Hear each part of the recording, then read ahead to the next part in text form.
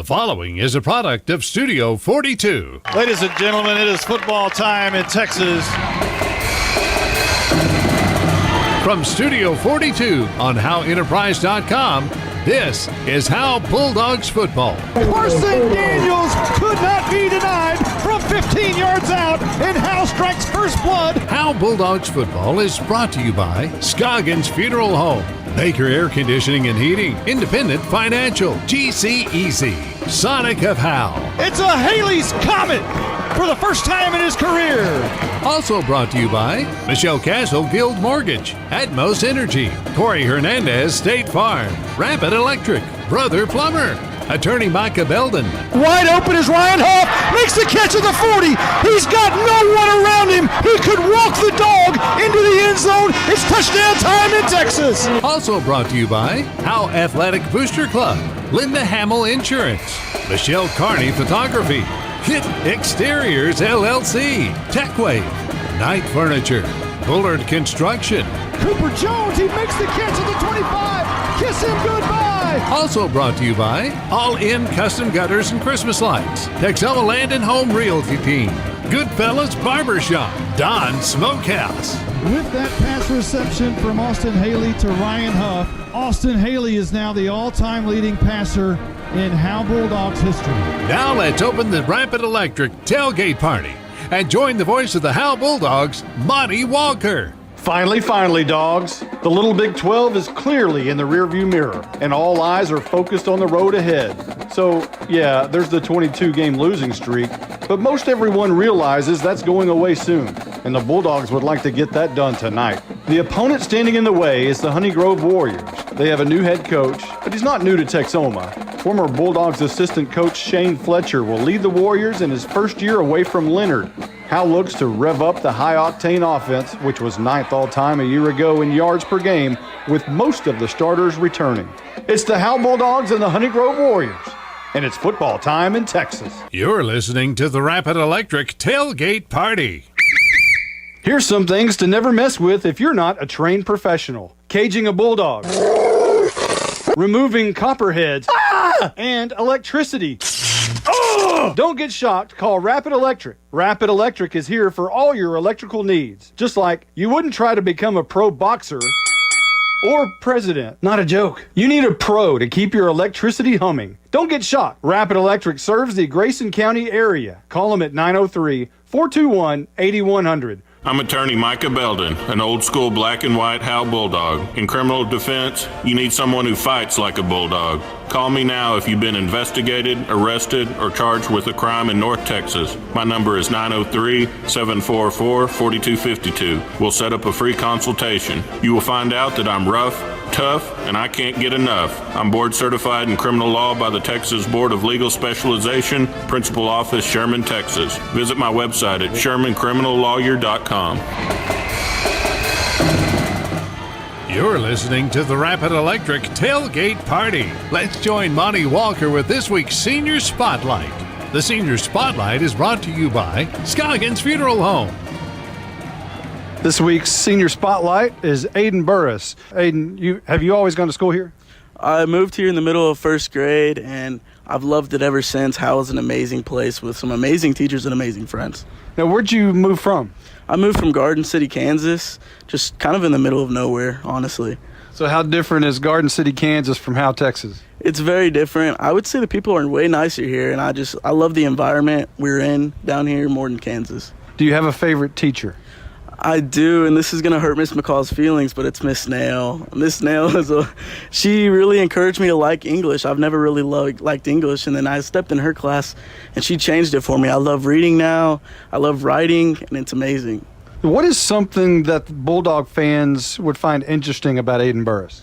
I'm also in one-act play, and I was in the play Antigone last year. We went to regionals, and you just wouldn't see me as the one-act play type. But last year, Miss Nail came up to me. She was like, "Do you want to get out of school?" So I was like, "Yeah, I'll get out of school and go to one-act." So I just loved it ever since. What was your role? I was the bad brother in Antigone, and I got killed like in the first 2 minutes of the play. Other than one act, what other programs are you involved with at Howe High School? I'm also involved with powerlifting, and I love lifting, and I love the feeling of getting more gains and feeling stronger. How much are you lifting now?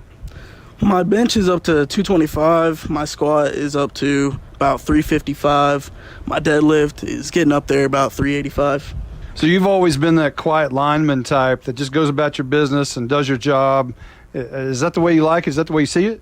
So in the before years when I got moved up to varsity, I was just, kind of the quiet kid, and just I did my job, I got it done. This year, I think I stepped into Clay's role last year. I'm more of the communicative lineman, and just I make sure our linemen are doing their jobs at all times and getting everything done. Now, you suffered an injury last year. Tell us about that. So I sprained my MCL or ACL, and I was out for like 3 or 4 weeks, but it was towards the end of the season I was out, and it was just really heartbreaking. I felt like I let a lot of people down. New coach, what do you think? I love him. I love his energy. I love all the new coaches he brought in. They're all amazing. And his energy and his confidence in us is just amazing. Something like we've never felt, honestly. How good can this team be? I believe we can go far. I love this team, and I love our players and our energy and just all the plays have been making, and I just love us so much. Like it's an amazing team, full of amazing people. That is your amazing senior spotlight. Aiden Burris, well spoken. The Senior Spotlight is brought to you by Scoggins Funeral Home. You're listening to the Rapid Electric Tailgate Party. Since 2011, Scoggins Funeral Home and Crematory has walked with hundreds of families through the most overwhelming time of their lives. Their job is simple: to make this season a little easier. What you can expect is a no-pressure, people-first philosophy, custom services for memorials that you'll remember forever, and reasonable pricing. Tommy and Bobby K. Scoggins have built a reputation over the past 30 years in the funeral business for making every family feel at home. Visit ScogginsFuneralHome.com or call 903-482-5225. You might know that State Farm agent Corey Hernandez has great service. Corey is your good neighbor after all. But did you know State Farm has surprisingly great rates too? That's right. State Farm agent Corey Hernandez is here to help you select the right protection at the right price. Corey will make sure you understand your State Farm coverages so you'll know what to expect if the unexpected happens. Call State Farm agent Corey Hernandez at 903-893-8400 or visit insurancequotetexoma.com. When you want the real deal, like a good neighbor, State Farm is there. You're listening to the Rapid Electric Tailgate Party. Let's join Blake the Blizzard Burnett for today's District 8 3A Division II Roundup. Roundup is brought to you by Don's Smokehouse. Howdy, folks. Welcome to the District 8 3A Division II Roundup. The Howe Bulldogs are back where they belong in Division II football, where they will face off with familiar opponents from the past. In the Gunner Tigers, Bells Panthers, Leonard Tigers, Lone Oak Buffaloes, and Blue Ridge Tigers. Gunner is a state powerhouse where they are on a revenge tour themselves this season after losing the state title game last year to Franklin.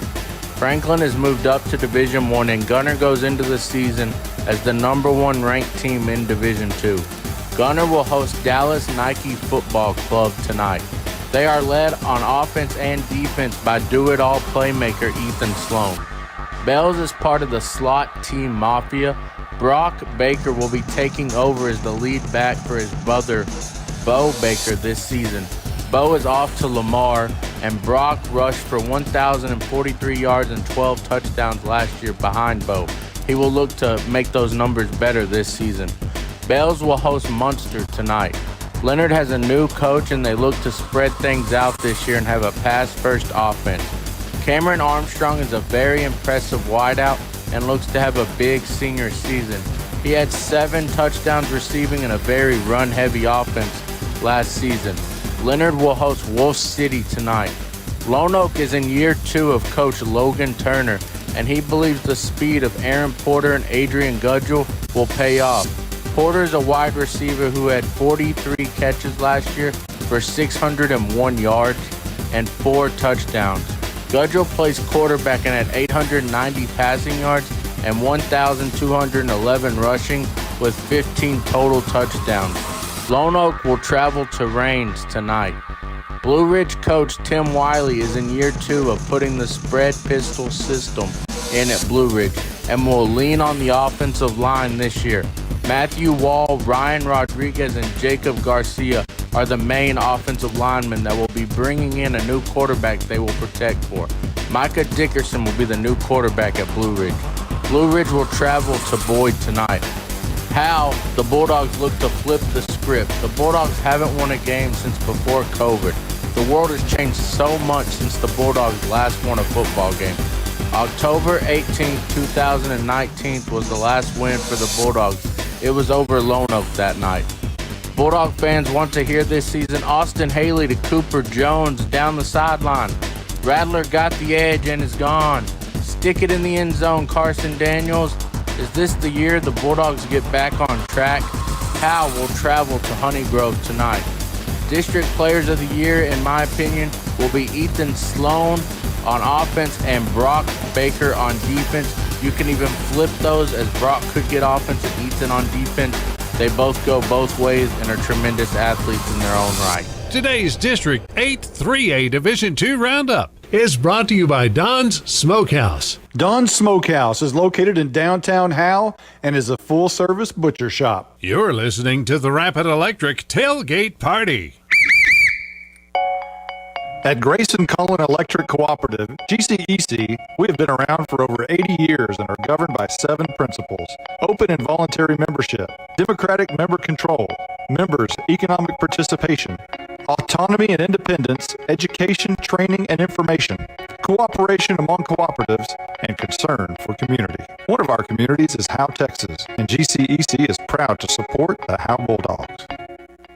This is Michelle Castle with Guild Mortgage, welcoming you to Howe Bulldogs football. Guild has been delivering on the promise of home to hundreds of thousands of people just like you for over 60 years. With a big heart and a desire to serve, we're committed to making life better in our communities. This is where we live, and we're committed to building it with you. Guild Mortgage Company, Equal Housing Opportunity Company, NMLS number 3274. Michelle Castle, NMLS number 231122. Branch address 714 North Travis Street, Sherman, Texas 75090. All loans subject to underwriter approval. Terms and conditions apply. Subject to change without notice. You're listening to the Rapid Electric Tailgate Party.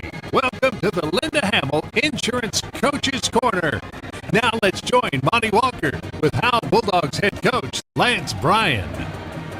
All right, Coach, you got the job in January. The basketball team immediately started a winning streak and went to the playoffs. Baseball team, they did well, went to the playoffs. It's almost like as soon as you got hired, everything snapped. You know, coaches take probably too much credit and too much blame, and so if you're going to give some credit of that to me, I'll take it. But you know, the kids over here, they're really good kids and they're winners. And as soon as I got here, basketball went on a 9-game winning streak, and you know, the kids fought hard. They knew how to win. That was very obvious. They knew what it took to win. And then you know, baseball, same thing. There's plenty of talent on the baseball team to get into the playoffs, and you know, there's good coaches in place in both of those spots, and Coach Nitzen and Coach Forsyth, and they had a plan, and the kids bought in, and they saw the results. Now, you were most recently the DC defensive coordinator at Sanger. The defense here in Howe has kind of been the Achilles heel for the past several years. How do you right the ship? You know, I brought in a defensive coordinator, Andrew Harvey. He was a linebacker coach with me in Sanger, and so we've worked together for the last 3 years, and so we know a lot of the same things that each other's thinking. And so I feel really confident putting the defense in his hands, and brought in a new defensive line coach, Justin Graham. He was a guy that I coached against for several years, and he's a really good coach and a lot of energy on that side of the ball. And then Coach Moss played defensive back here, you know, a few years ago, back when Howe was winning a few more games, and you know, so he's brought that same attitude with the defensive backs, and obviously I kind of help coach, you know, all 3 levels. But one of the biggest things is just fundamentals. We teach the D-line fundamentals, linebacker, DBs every day. And so there's a lot of things that happen in a game all the time, and so we stress those fundamentals, and you know, we're going all in on the defense that we run. We're not going to change a whole lot from week to week. We're going to get better at what we do, and you know, that's our plan. What attracted you to this job initially? Well, I coached against these guys the last couple of years. I think I've made that pretty well known. And, you know, but the community support whenever I came to games, whenever we were homecoming here a couple of years ago, just a huge crowd, you know, tons of support, and they were supporting the team even though the results might not have been what they wanted. And then, you know, the players on the field, I thought there was a lot of talent out there. There's some big kids, there's some kids that can go get the ball, and you know, they played with a lot of heart even whenever things weren't going well, and you know, I think coaches always think they can fix everything. I've said that before too, but you know, I just saw a team that had a lot of the ingredients that are necessary for a winning program. Now, when you got here, you've kind of said the theme is going to be light it up, and you've said that over and over, and talk about that, and what's that about? You know, I think sometimes you make a lot of goals as coaches, and I think you stress too many things, and you know, you kind of, you know, scattered out, and you know, we're going to try to do this and that and the other. But ultimately, the only thing that we're trying to do is win. And when we win here, we light up a victory light. And so as soon as I found out about the victory light and what it meant to the town, it just made sense that should be the only goal that we have, is to light it up. Because if we light it up, then all of any other goals that we have, whether it's, you know, playoffs or further than that, it doesn't matter. If we don't light it up, none of those other goals matter. So if we do that, that'll get us where we want to go. We're going to take a quick timeout. We'll be right back in 30 seconds. Hi, this is Matt Linder with Linda Hamill Insurance. Your home field is where everything happens. And I'm not talking about Bulldog Stadium. We're talking about your home, your car, and your life. For over 30 years, we've been offering bundled discounts on home, auto, and life. We offer Germania and Progressive insurance protection, as well as many others to suit your needs. Call us today at 903-965-4098 or come by and see us at 106 North Broadway in Bells, Texas. That's 903-965-4098. All right, Coach, 0-22, but this team's record's 0-0, and your head coaching record is 0-0. So I'm sure you've stressed to the team, hey, what's happened in the past is over. You know, a new ship is here. You know, every year it's a new team, because, you know, there's kids that graduate, there's guys coming up from the JV that fill in a bunch of spots and key roles. And so every team, even though there's, you know, some of the same guys in the same positions, it's always a new version of the team every year. And, you know, some of these kids have been on varsity since they were freshmen or sophomores, and they're going into their junior and senior seasons now, and most of the teammates they've played with have moved on. And so, we changed districts. There's a whole bunch of new opponents, and so it's really feels like a clean slate for everybody. And then, you know, new head coach for them, you know, going into this year. So there's new offensive philosophies, defensive philosophies, and just culture overall. And you know, I told them, you know, I'm 0-0, and I think that's obvious. You know, I don't have a win or a loss yet, and this team doesn't either. And so we're not worried necessarily about the past. I mean, we're all recognize that there's a losing streak, and we know that. But that's not our focus. Our focus is just to go win, and you know, again, if we light it up, then everything takes care of itself, and get that monkey off our back. What do you think the fans should expect to see from the Howe Bulldogs in 2022? You know, one of the big things that I've stressed, and my college coach said this all the time. He said, "Play hard no matter what." And so if you're up 14, play hard, because you got to try to, you know, beat them down. And if you're down 14, you know, keep fighting like crazy, because you're trying to get back in the game. And you know, that's one thing that I think our kids have done really well in the scrimmages. That there's good and bad things that happen in every game. You're never going to have the momentum, you know, from beginning to end. It's gonna be a little bit of a roller coaster. And so we've got to fight through the dips in games and keep playing hard and fight through, and, you know, trust in what we're doing on offense and defense, and just keep fighting to the very end. Honey Grove, a new coach, Shane Fletcher. He was at Leonard for a very long time. What do you expect to see from them? You know, they've got a lot of speed. They have several kids that can really go. They had a lot of guys break some big runs, big passes on their offense, and you know, they put those guys around them on defense too. They kind of try to keep everything in front, and they've got some pretty talented guys on the front line. They got a couple defensive ends that can really cause some problems and wreak some havoc. And you know, Fletcher's got a lot of wins under his belt, so I know they're going to be well coached, and those kids are going to be ready to play. First game as a head coach, nervous? Of course. Of course. I'd be lying if I said I wasn't, and nobody believed me if I said I wasn't. And so, you know, but it's like a 98% nervous or excited or flip it. You know, I'm more excited than anything. But, you know, I'd be lying if I said I wasn't nervous.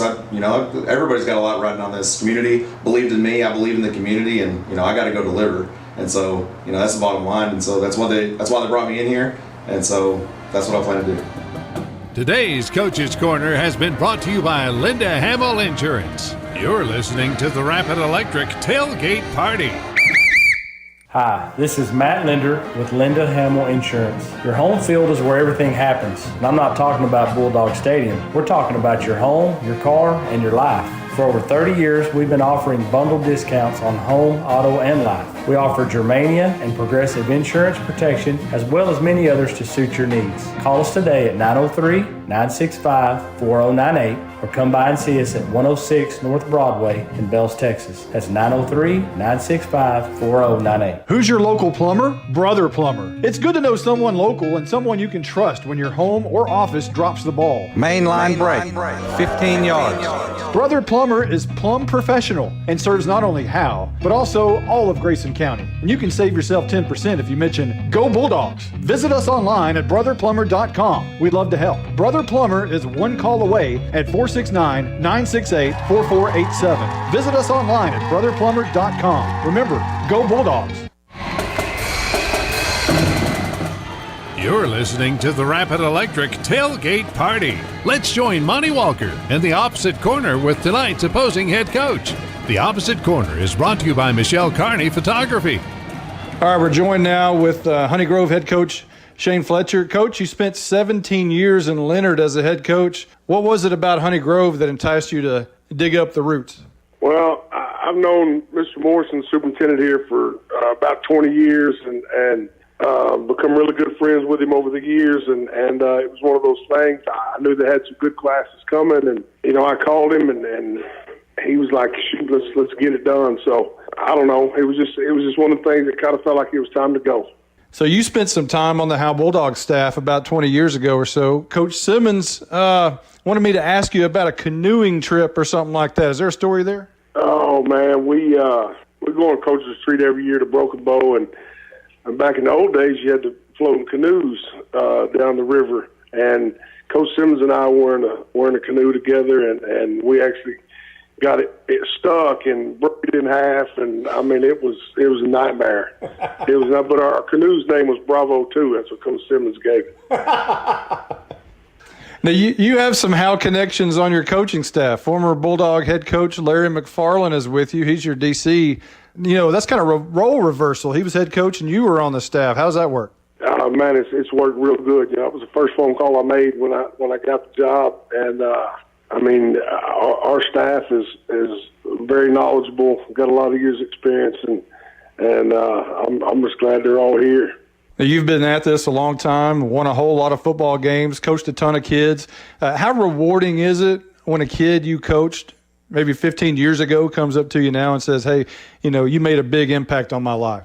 That's one of the things I'm most proud of. Over at Leonard, of course, those kids, when they'd come back to town, they've grown up and moved on, and they come to town, they stop by and see me. And, that was one of those things that really made me feel good. When I took this job over here, I didn't realize it at the time, but a former Howe Bulldog that played for me over there, David Lopez, coaching here, and he was excited that when he heard my name, and of course when I got here, I was excited to see he was on the staff. So it's been good. So you got a new set of kids. How quickly are they buying into your message? It took about 20 minutes for them to buy in. And I'll be honest with you, I got here last spring at spring break, and we get into off season, and I guess I'm a little different than people were before. I'm a high intensity, motivational guy, and I like things loud, and I like people wide open, and about 20 minutes in, they figured that out, and it just went from there.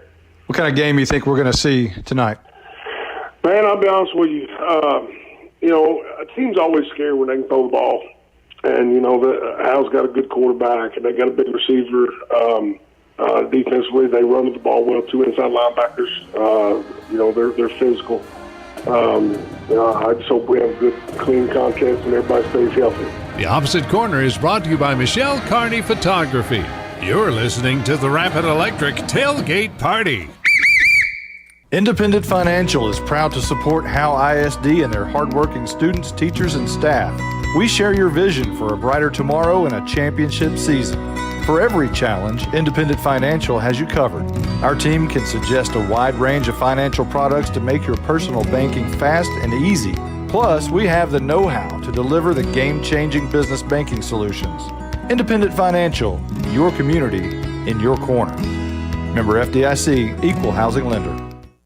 Hey, it's me, Gus the Gopher for Atmos Energy. I dig all around the yard. Occasionally, I bump into a utility line and get a headache. But if you hit one with your shovel, backhoe, or ditch digger, you could cause a gas leak, disrupt service, or worse. So call 811 at least 3 business days before you or someone else digs in your yard to have those underground utility-owned lines marked. It's free and it's the law. You dig what I'm saying? For more on safe digging, visit atmosenergy.com/811. Austin Haley's coming to the sidelines. Oh no, let's hope Haley's okay. Caroline, can you get the mic in there? Coach, I'm starving. I can't keep going. But you're the starting quarterback. Coach, I can't help it. I need something quick. Hang on. Doreen, quick. Go to Sonic, get a burger, tots, and a shake. Make it an M&M blast. Doreen, make that an M&M blast. Large. Coach, I'm sorry, but Sonic with Howe is where you get great food and big smiles. It's not just good. I know, it's Sonic good. Hang on, Doreen, bring me some onion rings. Those things really bring the hammer down. You're listening to the Rapid Electric Tailgate Party. Today's Howe Bulldogs Flux Capacitor is brought to you by Quick Check Convenience Stores.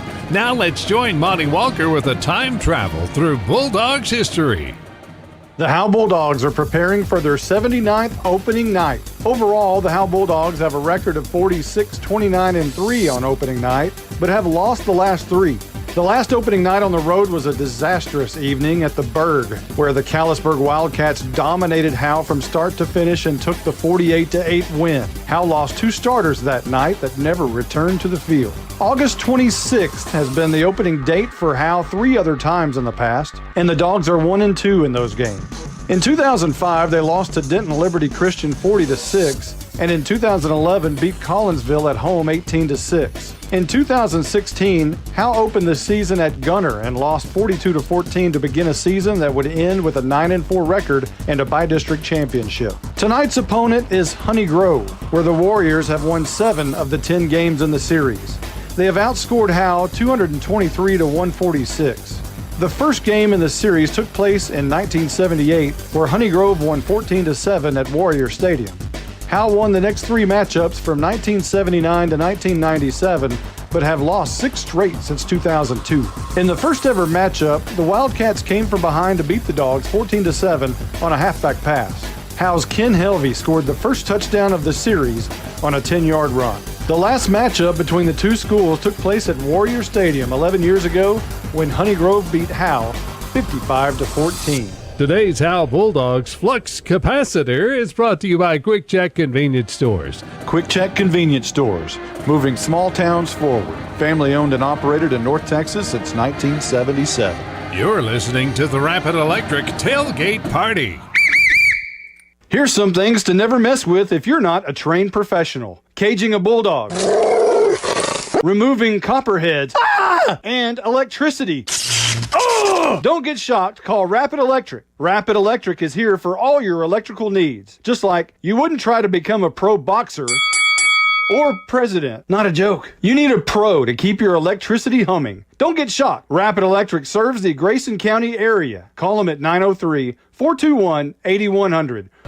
Baker Air Conditioning and Heating has been in business in Howe for over 50 years. They even predate the volleyball program and the marching band. Norman Dickey was the new coach when they opened up. Baker Air Conditioning and Heating has been able to serve the good people of Howe and surrounding areas because, well, they're good people. If you've been told you need expensive repairs, get a second opinion with Baker Air Conditioning and Heating. Call 903-532-6255 or see them at 215 Denny Street. Baker Air Conditioning and Heating. From Studio 42 on HoweEnterprise.com, this is Howe Bulldogs Football. Today's scene setter is brought to you by Baker Air Conditioning and Heating, proud partner of Bulldogs Athletics. Finally, Dogs. The sun has risen on a new season for the Howe Bulldogs. Tonight, the pursuit of the 19th District Championship begins. A new message from a new voice has flipped the script. Tonight, the Jedi awakens. Haley fakes to Crosby, throws quickly in the end zone. It's caught for a touchdown! 3-step drop, right side, looking down the field. It's going to be caught by Cooper Jones. oh my, every time they're in jail, they Houdini out of it. The Block H and the Black and White are back, counting on a heavy loaded offense with playmakers and body slammers. Stop! At the 1 yard line! Turnover on downs! Carson Daniels slams a defender down! Oh my goodness! Whew. It's like the WWF. The Dogs look to light up the sky and light up the V. The pundits have the Bulldogs still at the bottom, where the monkey still rests squarely on their back with 22 straight losses. Will the Dogs ditch the gorilla? We're about to find out. Howe travels to the Grove that's sweet with honey, but wants to leave a bitter taste in their mouths. It's time for the 2022 season opener. It's the Howe Bulldogs and the Honey Grove Warriors. Here we go. Live from Warrior Stadium in Honey Grove, Texas. This is Bulldogs football.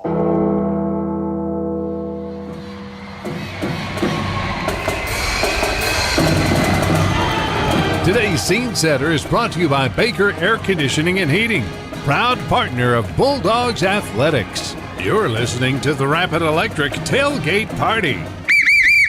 From Studio 42 on HoweEnterprise.com, this is Howe Bulldogs football. You've been listening to the Rapid Electric Tailgate Party. Football time in Texas is just moments away. Now, with the call of the game, here's the voice of the Howe Bulldogs, Monty Walker. Finally, dogs. Finally, dogs. Good evening and welcome to Warrior Stadium in Honey Grove in the middle of nowhere, but a really nice facility over here, the turf anyway. The broadcast booth, depth chart, no. It's like a Saturday afternoon Pee-wee game where they give you the rosters right before the game. But all is well with in Bulldog land as Justin White, we're back. New season, this is what everybody wanted. Brand new season, got everything you wanted. You dropped down to Division 2, so, hey, everything's on the table, Justin. I think this season is the most I've been excited about as a broadcaster since I've been here with Howe in a while. So because just you've got everything you wanted. You're dropped down. You got a new coaching staff. You got high expectations for this team. You've got a favorable schedule.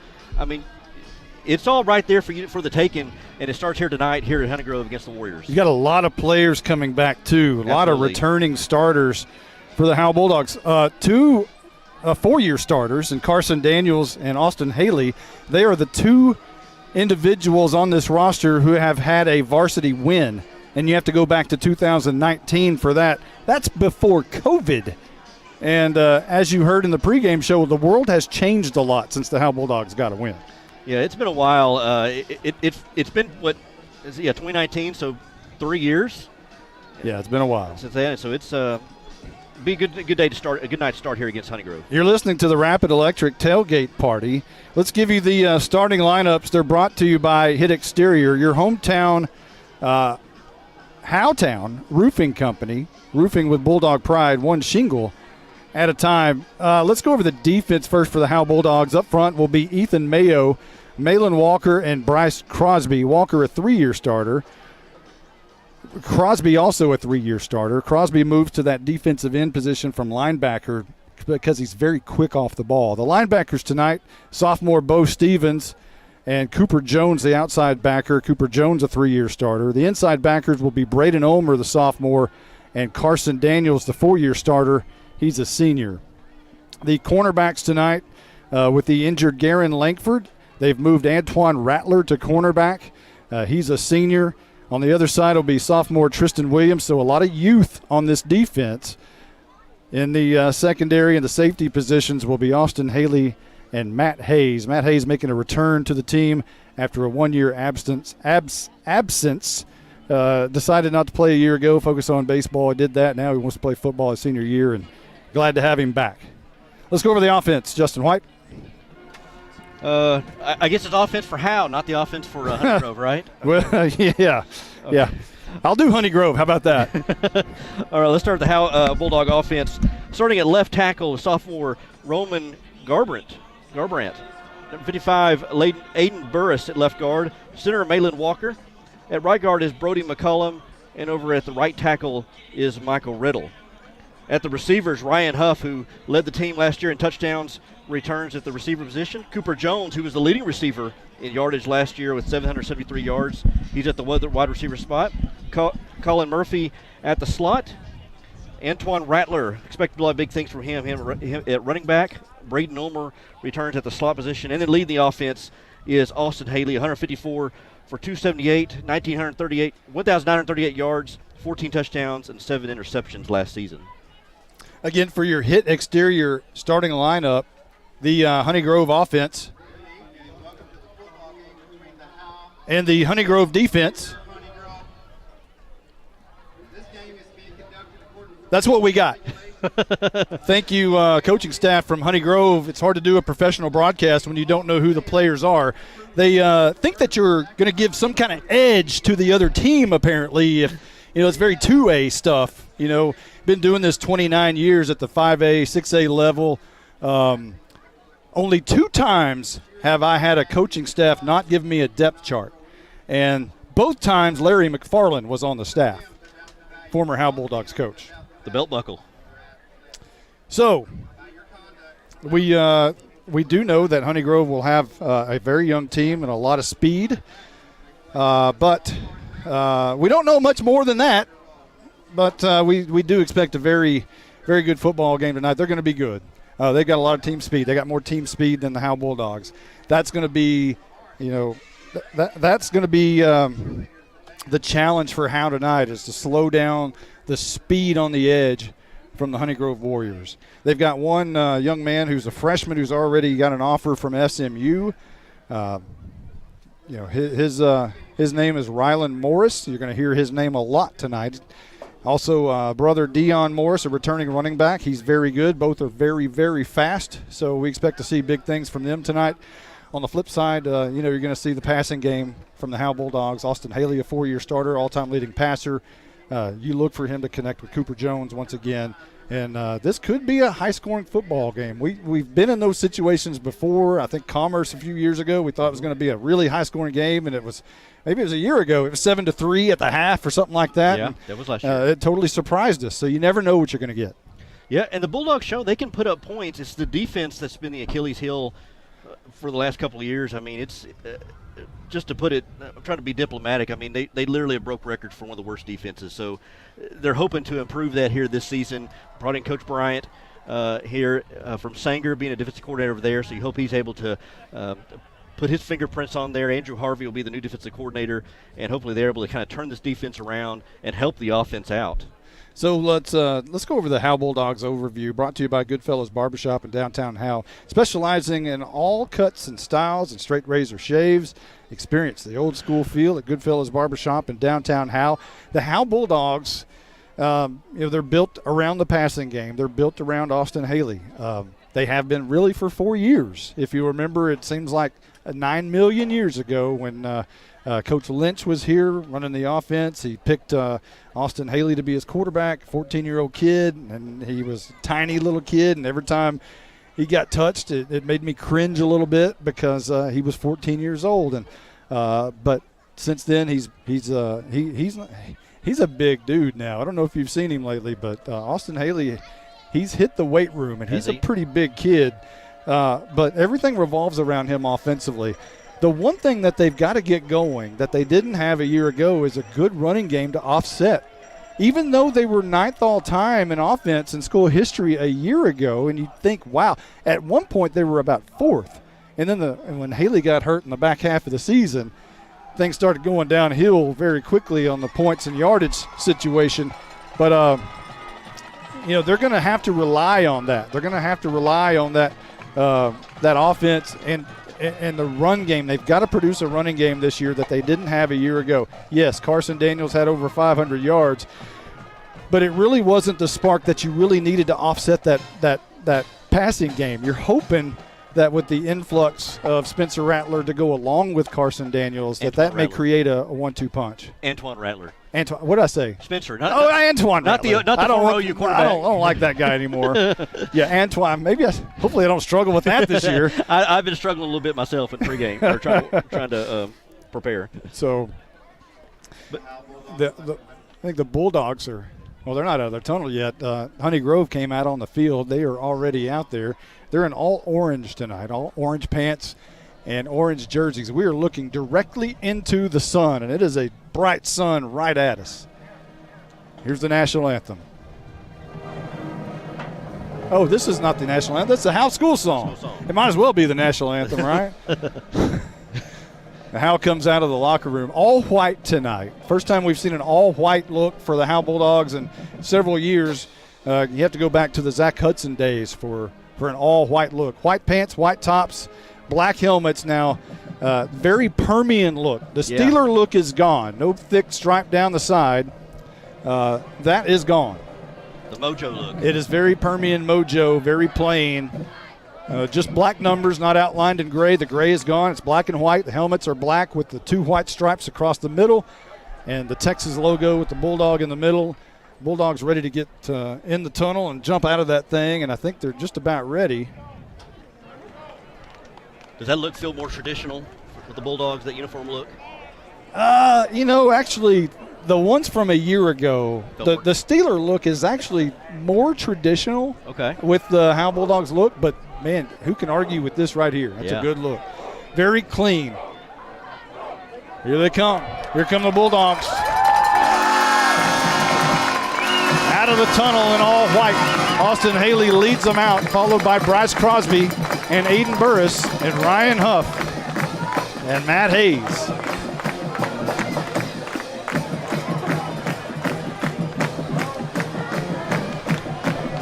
Lance Bryan makes his way down the sidelines for the first time as a head coach. His record is 0-0. And he said in the coach's show, yeah, he's nervous. First time, you can't lie. He's going to be a little bit nervous, and he is. But he doesn't look it right now. Shaking hands with the officials, getting ready. Big smile on his face. And now I think we're ready for the national anthem. Both teams on the sidelines. Both teams lining up. Or are we going to have the coin toss first? Generally, the national anthem comes first, but maybe I talked over that perhaps. We haven't had a chance to talk to the Blizzard yet. Blake Burnett with us again, statistician in 2022. Blizzard, what do you expect to see from this game? I expect to see high scoring tonight. A lot of points from both sides. Howe more with a passing attack tonight, and Honey Grove more with a rushing attack. I believe it'll come down to who makes a stop defensively late in the fourth quarter. Caroline is not here yet, our Night Furniture sideline reporter, so no mic in the coin toss. Players are meeting at midfield. It's Austin Haley, Antoine Rattler, Ryan Huff, and Aiden Burris for the Bulldogs. We'll try to get you Honey Grove. They have 3 captains out there. Again, we only have a roster for Honey Grove. So we're going to do our best. It may take us a quarter or so to grasp what we normally do. We normally, in broadcasting, I don't know if everybody knows this, kind of peek behind the curtain here, you get a depth chart midweek. And that way we're able to memorize these players as when we get here Friday, we know what to look for. And we don't have that luxury tonight. It's like I said, a peewee broadcast. And very unfortunate. I believe Howe won the toss. I didn't see, actually. Howe is receiving. I'm not sure if they won the toss, but they will get the ball first. And now we're just about ready for our national anthem. Heavenly Father, thank you for allowing us. We'll have the prayer first. And thank you for all the safe travels as Howe has traveled here. Be with all the football players as they play safe, and be with the band and the cheerleaders as we all have a good night, Lord, and be with us as we travel safely home, Lord. In Jesus' name, amen. And now, are we ready? I think we're ready. We've been talking about the national anthem for a while. I think we're just. I think this is it. And the Honey Grove perform the national anthem. There it is.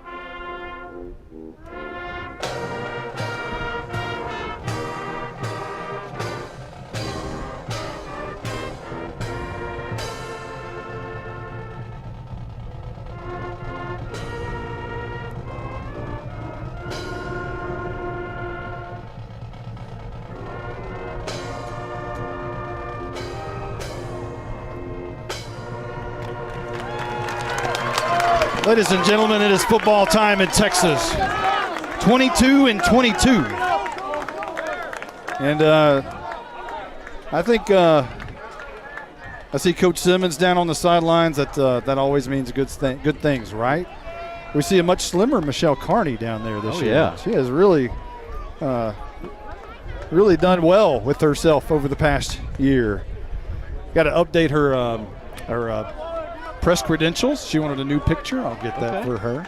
So Howe's going to receive here to start this football game. Back deep for the Bulldogs will be Antoine Rattler and Cooper Jones. The up men appear to be Colin Murphy and Braden Ulmer. Amani usually compare the uniforms of the opposing team to somebody. What does Honey Grove look like? Is that like a old Salina? It's a very shocking orange. So it's very neon, bright orange. Not quite Salina? Maybe not quite Salina, but Salina tries to get there, but I think that's more neon than Salina. They fake the quail onside. Doing the kicking will be Hudson Stroud. And he'll bang this one away. It's a low kick, going to be caught by Bo Stevens at the 32-yard line, and he'll be hit immediately, maybe a yard up to the 33. They kicked it right at the sophomore. So Stevens makes the first touches of the football in 2022, and they'll spot it right at the 34-yard line. That's where Howe will start in 2022. Heading left to right on the far hash. Howe comes out. It'll be Haley at quarterback, Colin Murphy in the slot, Cooper Jones near side in the slot as Braden Ulmer split out wide right. Haley in the gun as always with a Rattler to his side, to the right side. And Rattler has it pulled out of his gut. Quick pass to Cooper Jones, breaking a tackle, good for about 6 yards across the 40 to the 41-yard line, and Howe can do that all day. I tell you, fake the handoff there to Rattler, then kind of a bubble screen out to the outside to Cooper Jones, and you better wrap up Cooper Jones there on the outside one-on-one. Just a small defensive back is not going to be able to bring him down easily, and Cooper Jones took him for a ride, 8-yard gain on the play. Rattler remains in the backfield, right side of Haley in the gun. This time, Jones and Ulmer switch. Jones split out wide. Here's Rattler, first carry of the night. He breaks a tackle at the 45 up to the 48-yard line. Good run by Rattler on the first ground carry of the season for 2022. Simple call, draw play up the middle to Rattler. Broke a tackle, got a good block from his from I believe that's either Burris or Walker blocking there, and they broke a tackle and able to get up close to the 50-yard line. Fresh set of downs for the Bulldogs. 7 yards on the gain for Rattler. And it's 1st and 10. Haley backs up in the gun. Rattler to his left. 2 receivers either side. Fake it to him this time. Swing pass out to Ulmer. Makes the catch. Makes a move. Crosses the 50 down to the 45. Down to the 43-yard line. Close to another fresh set of downs. It's going to be just shy at the 43-yard line in Honey Grove territory. Tell you what, Haley had to hurry up and get rid of that. Had the defense barreling down on him, get it out to Braden Ulmer. I've been wanting to see Ulmer here this season. I've heard about his speed and able to get a good gain there close to a first down. 10:55 left to go in the first, just underway. Haley in the gun, handoff Rattler, and this time he's slung down hard. That's going to be a loss of a little bit back to the 44-yard line, and that'll bring up 3rd down and 2 perhaps. Antonio Vega playing that middle linebacker position, able to shoot through the gap and take down Rattler, who Rattler will now move into the slot position and bring Cooper Jones into the backfield. Haley is going to be split out wide to the right. Rattler in the slot near side, 2 backs in the backfield. Cooper Jones is going to try to carry it for a first down, and he does. He runs over 4, 5, 6 defenders on his way to the 30-yard line. Cooper Jones with a big first down. We saw this a little bit last season. They get to that Wildcat, give it to Cooper Jones, and he just goes right behind his right guard, Brody McCullum, and just plows his way across up to the 30-yard line. This offense is starting to move. 13 yards on the keeper by Jones. He's going to do it again. This time they've got him buried behind the line. A big loss. Not a big one, maybe back. Well, they may give him forward progress to the 30. Brody Mahan, the sophomore defensive end, able to shed his block and get Cooper Jones before he got anything going. It'll be 2nd down and 9 as they give Jones a yard there. 3 receivers left side. Jones alone down at the bottom. Rattler to the left of Haley. They jump up and look to the sidelines for the play. It's Ryan Huff split out wide to the left. It's Ulmer in the near slot and Colin Murphy sandwiched between them. And this is a swing pass out. Ulmer getting a great block from Huff, but he couldn't get there before he was finally hit before he could get to Huff's block at the 25-yard line. Still a good gainer of about 5 yards. I like the play call. Get it to Ulmer in open space. Got a couple of blocks there on the outside from Murphy and Huff. Cooper's drawing a double team coverage on every play when he's lined up out wide. And if they keep running that swing pass, it's there all night. Rattler moves over to the right side. He converses with Haley for a moment. 3 receivers near side. Haley rolls out right. Looking down the field, throws and fires. Is caught by Murphy. About a 1 or 2 yard gain at about the 22 or 3 yard line. We're very close to the field, and it's very hard to see. We're right on top of the field, so our angle is not really good, and the scoreboard is even harder to see. But it's going to be 4th down and what appears to be 4, according to the scoreboard. No, it's 4th and 1, 8:26 and rolling.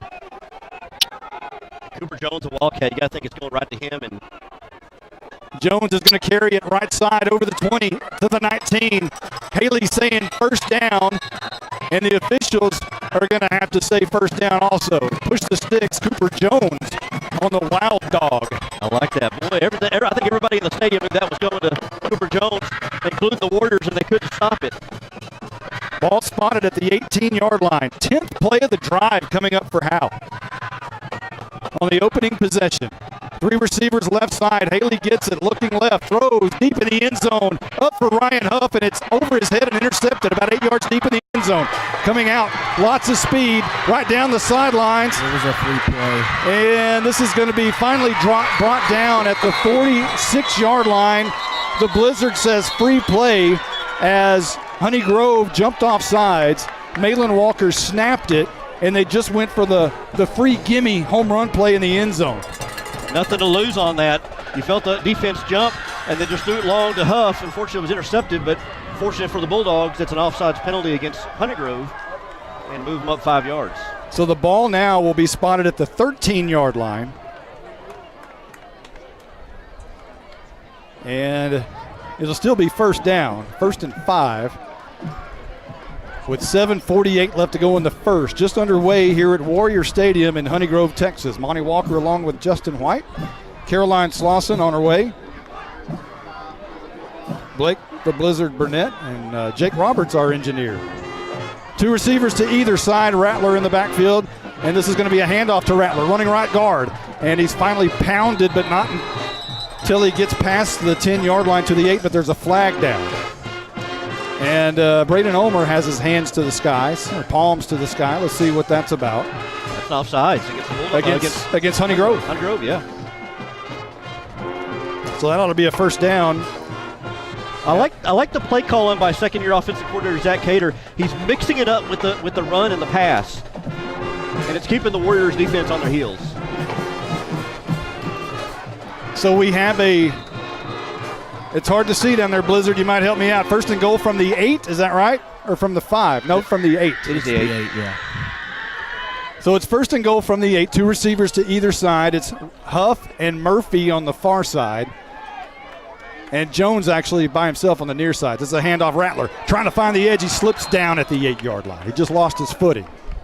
Tried to make a cut, and foot came out from underneath him. You had Ryland Morris and another defensive back. I didn't see from which side. Kendall Wolf, maybe, coming from the safety position, who had Rattler right in their sights. So they give him a yard there to the 7. Second down and a goal from the 7. This time Cooper Jones all alone on the near side again. And Carson Daniels into the game on offense for the second play. He's like an H-back on the right side. Handoff, Rattler right up the middle, brought down immediately. Well, he's gang tackled, finally brought down. Line of scrimmage and forward progress will still have him at the 7-yard line. All of a sudden, it's third down. Asher Price came from the defensive end position and able to take Rattler. Rattler, if he would have gone down, would just maybe win a 1-yard loss or line of scrimmage, but because he got, well, I guess they are going to give him forward progress, so he wasn't as far back. I thought maybe he was going to go back 3 or 4 yards. Field goals aren't gimmies. You got a new kicker. He's a sophomore. Jonathan Garcia. You got to get points here. A touchdown would obviously be great. 3 wides to the left side. Haley rolls out that way under pressure. He's going to have to either throw it away, and he does. In the end zone, he has Ryan Huff, and it's almost picked off. He just overshot him, and it's 4th down and 7 as Haley was on the move, rolling right. He at first was rolling left, had somebody in his face, turned around, had to roll right, found Huff all alone, but couldn't hit him. Yeah, rolling to his right. He was kind of pulling Tony Romo there, just go left, spun right, and then I saw it too. I saw Huff there just for a second wide open, but just hit him to the right of Huff, and so now we got the field goal unit on. Jonathan Garcia, the sophomore, 25-yard attempt from the right hash. The kick is up right down the middle and good. Welcome to varsity Howe Bulldogs, Jonathan Garcia. 3-0, the Howe Bulldogs lead early. Honey Grove's about to get the football.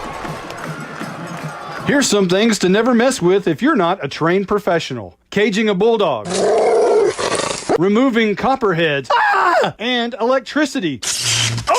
Don't get shocked. Call Rapid Electric. Rapid Electric is here for all your electrical needs. Just like you wouldn't try to become a pro boxer or president. Not a joke. You need a pro to keep your electricity humming. Don't get shocked. Rapid Electric serves the Grayson County area. Call them at 903-421-8100. I'm attorney Micah Belden, an old-school black and white Howe Bulldog. In criminal defense, you need someone who fights like a bulldog. Call me now if you've been investigated, arrested, or charged with a crime in North Texas. My number is 903-744-4252. We'll set up a free consultation. You will find out that I'm rough, tough, and I can't get enough. I'm board certified in criminal law by the Texas Board of Legal Specialization, Principal Office, Sherman, Texas. Visit my website at shermancriminallawyer.com. Your hit exterior scoring drive recap for Howe. 13 plays, 59 yards, took 6 minutes off the clock. Very impressive opening drive of 2022 for Howe. And it was capped off by a 25-yard field goal by Jonathan Garcia, the sophomore kicker who they recruited as a soccer player. And here he is, giving the Howe Bulldogs the first lead of the year on the first drive. I tell you, Bulldogs are turning into Kicker U. Yeah. Bringing a lot of kickers in. Garcia on the Tech Wave kickoff to bang this one away. It's a high pooch kick, going to be taken.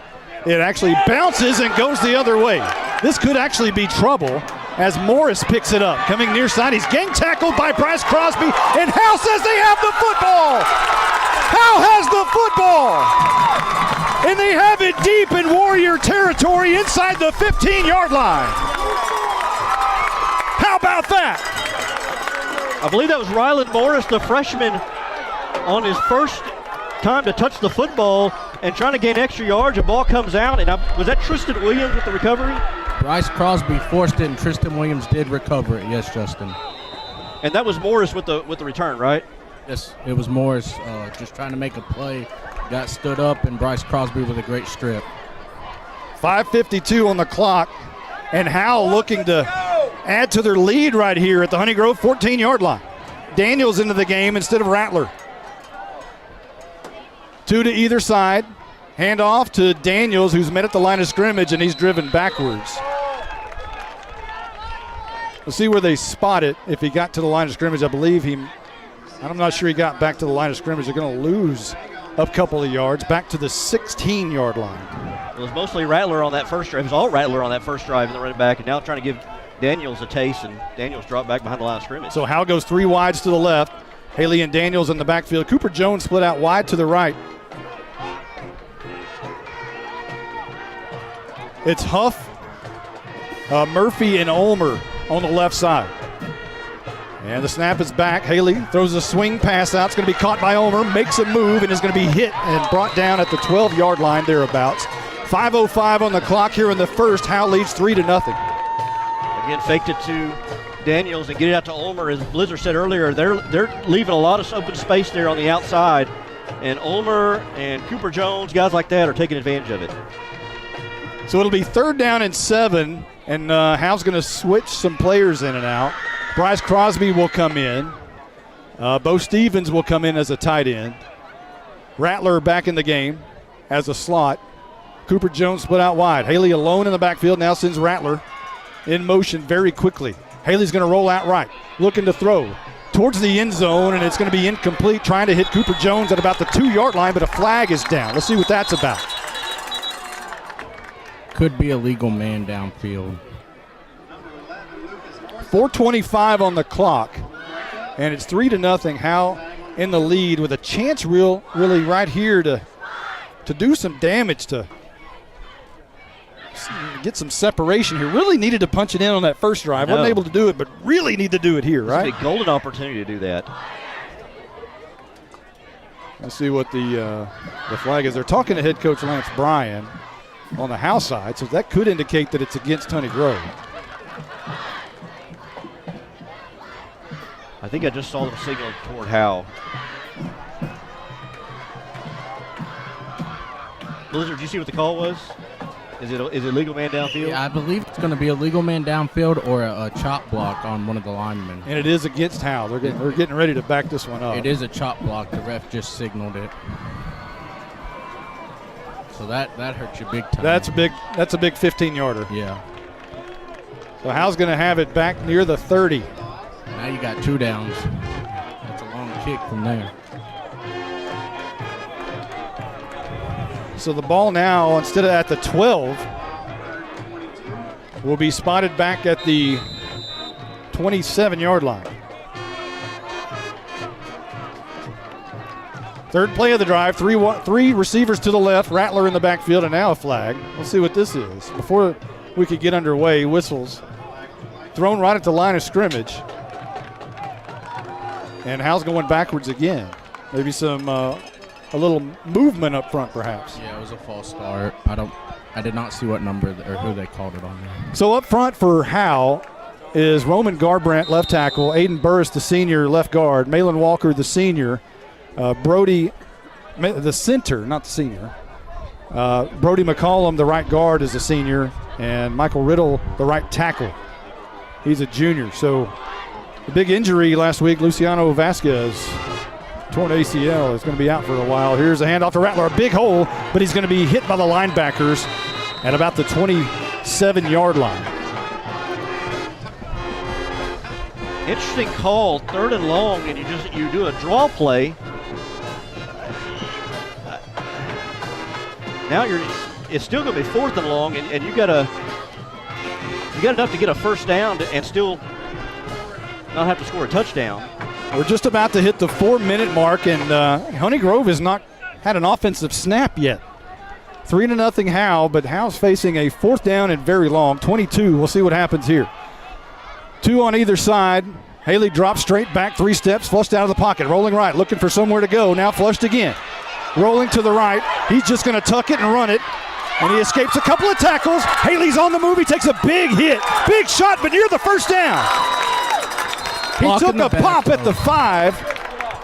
Say that again? There's a block in the back, like 3 of them. Well, flags came from every direction. Also, Haley did a great job of escaping. Very elusive. He was. Looks a little bit quicker on his feet this season. That was the best run of his career. Yeah, guys. by far. That is a great run by Haley, but unfortunately, it's going to come back. He did take a pop at the end. Yeah, he took a big shot. But He rolled out to his right, looked for somebody downfield, and then just saw an opening and then kind of reverse field the other direction, and he would have had the first down. It was very close anyway. If nothing else, they'd have been trapped inside the 5-yard line. Yeah. But all for naught. Let's see what the penalty does and where the penalty was. If it's a hold, you said it was a block in the back, though.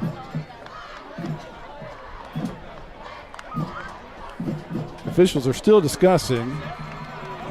Oh, it's declined, and Honey Grove's gonna take the ball. But they're gonna take it at their own 6-yard line. So this is where we have no information. We'll just see what happens. Man, what a missed opportunity. And, of course, without the depth chart, we're trying to find out who the players are way down on the other end of the field. It's going to be very tough. Rylan Morris is in at quarterback. Yeah, both Morrises in the backfield. Morris gets it, high snap, he brings it in, running right side. He's very fast, tries to find the edge, and he gets a little bit of it and a pretty good gain. Not enough for a first, I believe, but somewhat close to it, maybe 8 or 9 yards. See where they spot the ball. Morris is very fast. Again, a freshman already had an offer from SMU. Ball spotted at the 12. 6-yard gain. Handoff up the middle. That's his brother Morris. And he's going to be drugged down finally. Finally dragging people everywhere. Bryce Crosby and Carson Daniels trying to hang on. There's a face mask on top of it, too.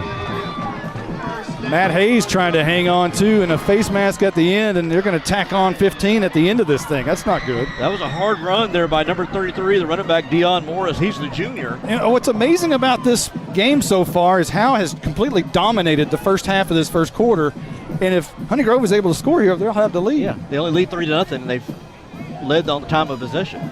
Squabbled some opportunities. Squandered? Squabbled? What's the word there? Squandered. There we go. Hey, it's week 1 for us, too. Right. They'll spot the ball at the 41-yard line. Third play of the drive for Honey Grove.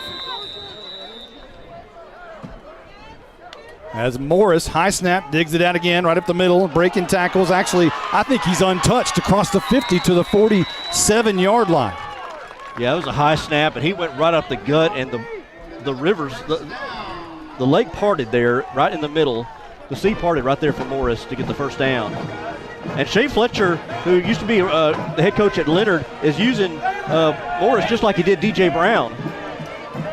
Just put the athlete at quarterback and let him kind of RPO his way down the field. Rylan Morris wants to snap. 2 receivers to the near side. Tight end look, quick pass out the right's incomplete. Trying to hit his receiver, Jarmez Daniels.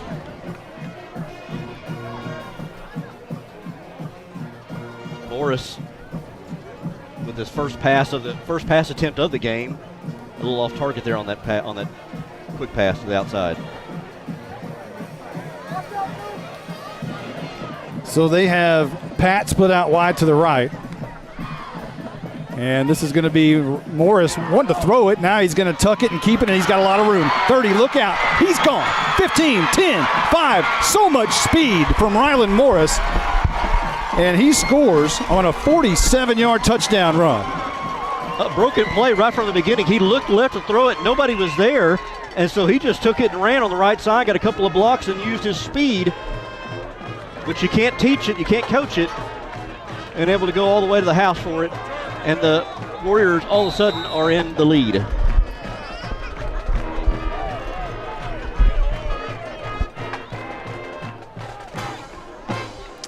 Well, we're going to see the swinging gate.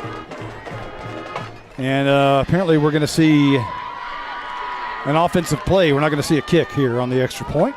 Oh, are we? Nope, we're not. Oh, we are. We are. Holy cow.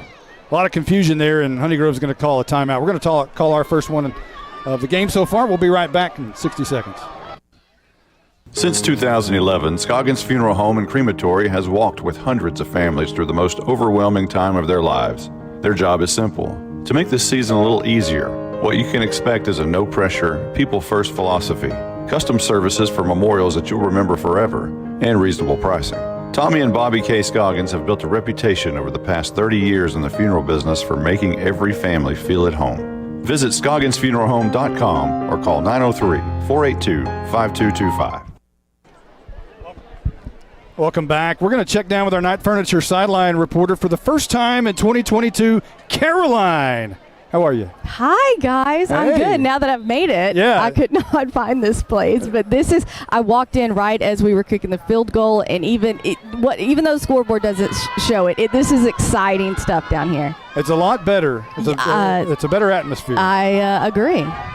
So here comes Honey Grove. Apparently they're going to try to boot the PAT through now. And it will be Nick Otmo to try to bang it through. The snap is back. It's on the tee. The kick is almost blocked by Cooper Jones, but it's a high kick that's good.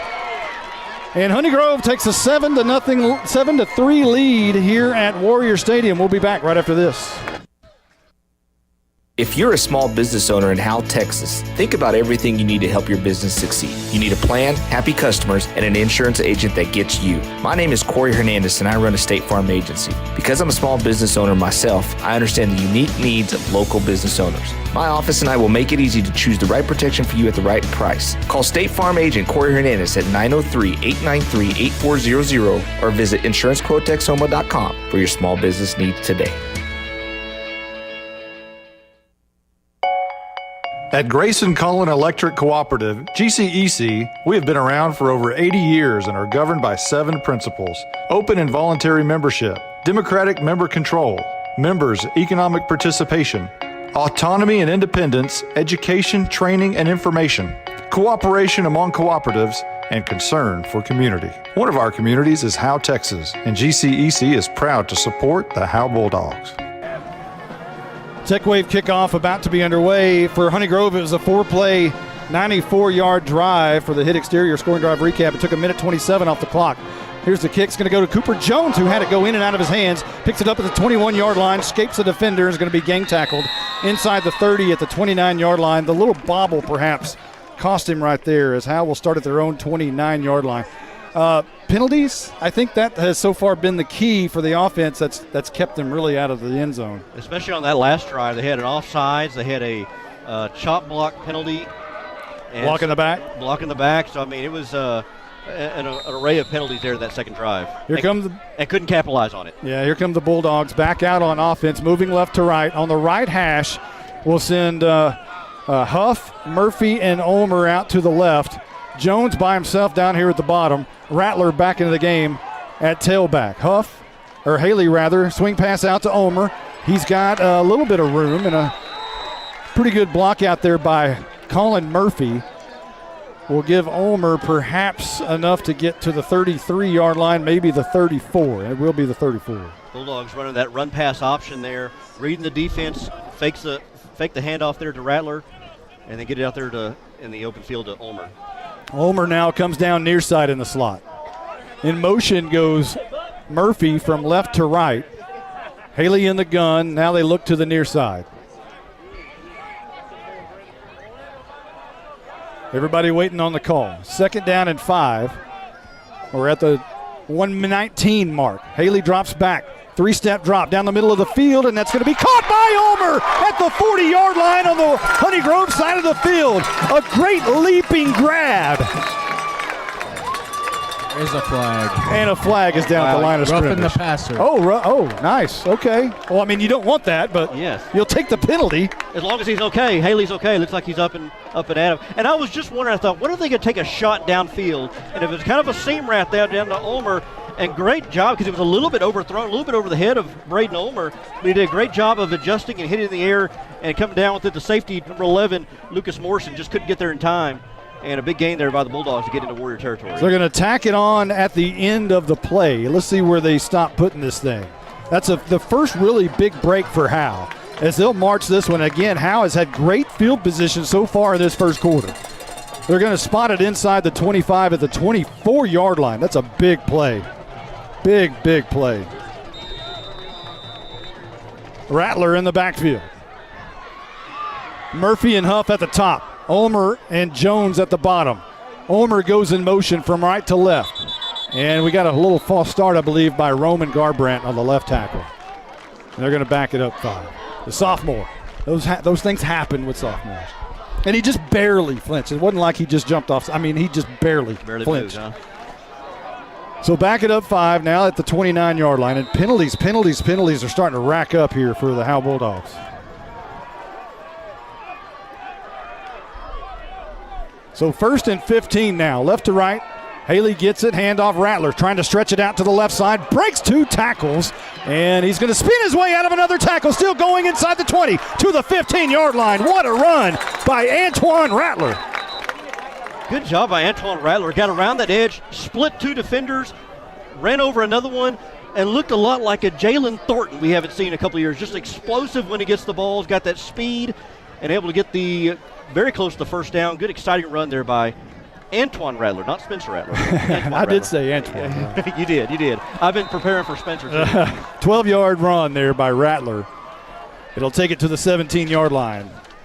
21 seconds left to go in the quarter. We'll see if Howe even decides to run a play here.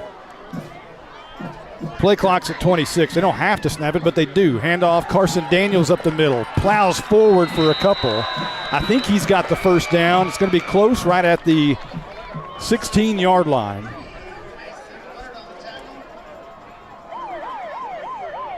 And that's going to be the end of the first quarter. Well, what a first quarter it was. Howe has really dominated the whole entire quarter except for really one play, but that play was a big one. And Rylan Morris took it to the house from 47 yards out. And Honey Grove has a 7-3 lead. We'll be right back right after this.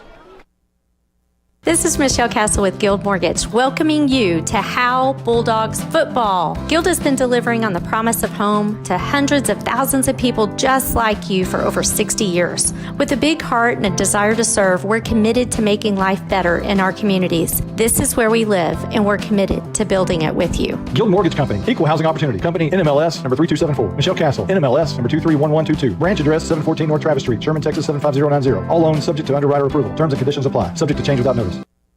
Hi, this is Matt Linder with Linda Hamill Insurance. Your home field is where everything happens. And I'm not talking about Bulldog Stadium. We're talking about your home, your car, and your life.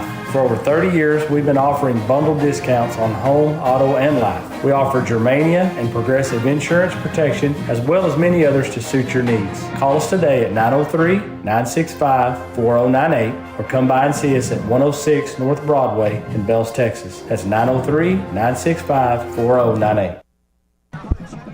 3rd down and 3 for Howe coming up as we switch sides. Honey Grove leading 7-3 here at Warrior Stadium. Howe quickly out to the field. Jones in the Wildcat. He's going to take it himself over right tackle, and he's going to be very close, and Howe says they have the first down. And I believe they do. They're going to move the stick. So, again, it's like, hey, you know what's coming. So they'll spot the ball. Let's see where they spot it. Where is it? 11-yard line, 12-yard line. Is it 12? 4-yard gain for Jones on the Wild Dog. Cooper Jones kind of turning into your short yardage back. He's had positive yards each time, almost every time he's touched the ball. Ball in the middle of the field. 1st down and 10 for the Bulldogs. 2 backs in the backfield. Handoff, no, Haley's going to keep it up the middle. He's in. It's touchdown time in Texas. Austin Haley, who usually does it with his arm, does it with his feet right up the middle. And Howe takes the lead. I'm serious. I think Austin Haley looks faster, a little bit quicker this season. You know, the Blizzard always said, hey, we have a 90s quarterback. I don't know this year. He might have moved up on into the 2000s. New generation quarterback. Garcia for the PAT. It's a low kick just inside the upright. Howe with a 10-7 lead at Warrior Stadium with 11:20 left to go in the second quarter. We'll be right back. Who's your local plumber? Brother Plumber. It's good to know someone local and someone you can trust when your home or office drops the ball. Mainline break, 15 yards. Brother Plumber is plumb professional and serves not only Howe, but also all of Grayson County. And you can save yourself 10% if you mention Go Bulldogs. Visit us online at brotherplumber.com. We'd love to help. Brother Plumber is one call away at 469-968-4487. Visit us online at brotherplumber.com. Remember, Go Bulldogs. Independent Financial is proud to support Howe ISD and their hardworking students, teachers, and staff. We share your vision for a brighter tomorrow and a championship season. For every challenge, Independent Financial has you covered.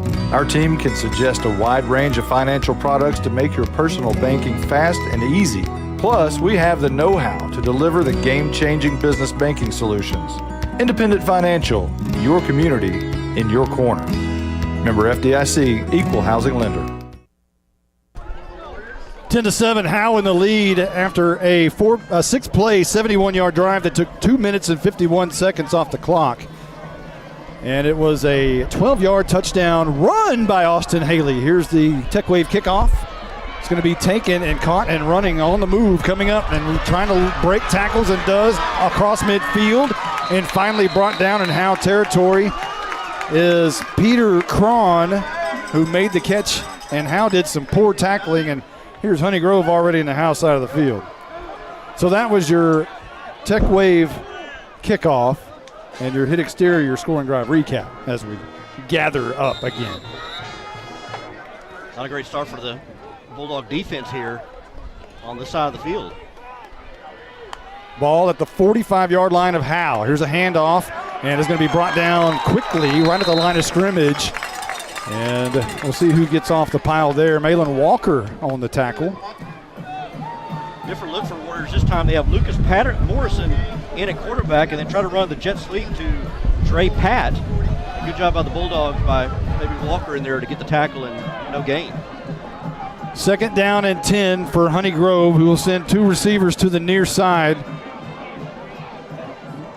Not Morris into the game at quarterback. And this will be a handoff up the middle. Carson Daniels can't make the tackle, but he finally does trip him up enough where he falls down at the 40. And trying to see who the ball, that is Morris on the carry. Dion Morris. You got Morrison at quarterback, handing off to Morris. Well, not right now. One Morris. It's Morrison at quarterback now, just to make things even more strange. Morrison with Morris in the backfield. Yeah. And get the right Morris, too. Yeah.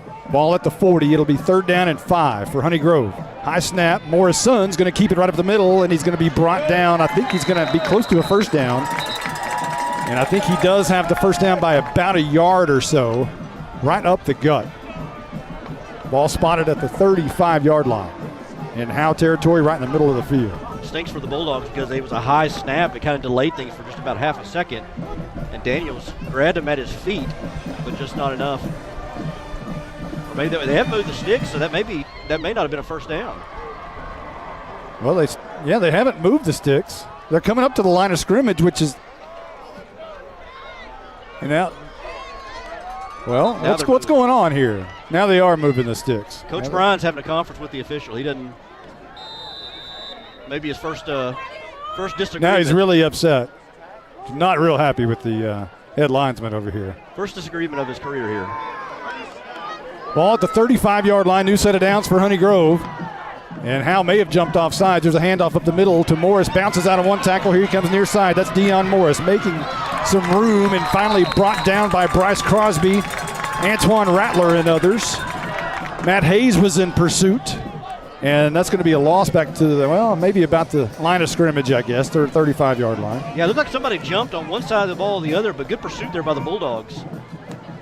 Morrison, high snap again. He wants to throw. Pressure coming up from up the middle, and he's got a wide open player across the seam who makes the catch and brought down by Rattler, but there's flags all over the place. Illegal man downfield on Honey Grove. All their linemen went downfield. So this will be coming back, and that's good news for Howe because that was a first down for Honey Grove.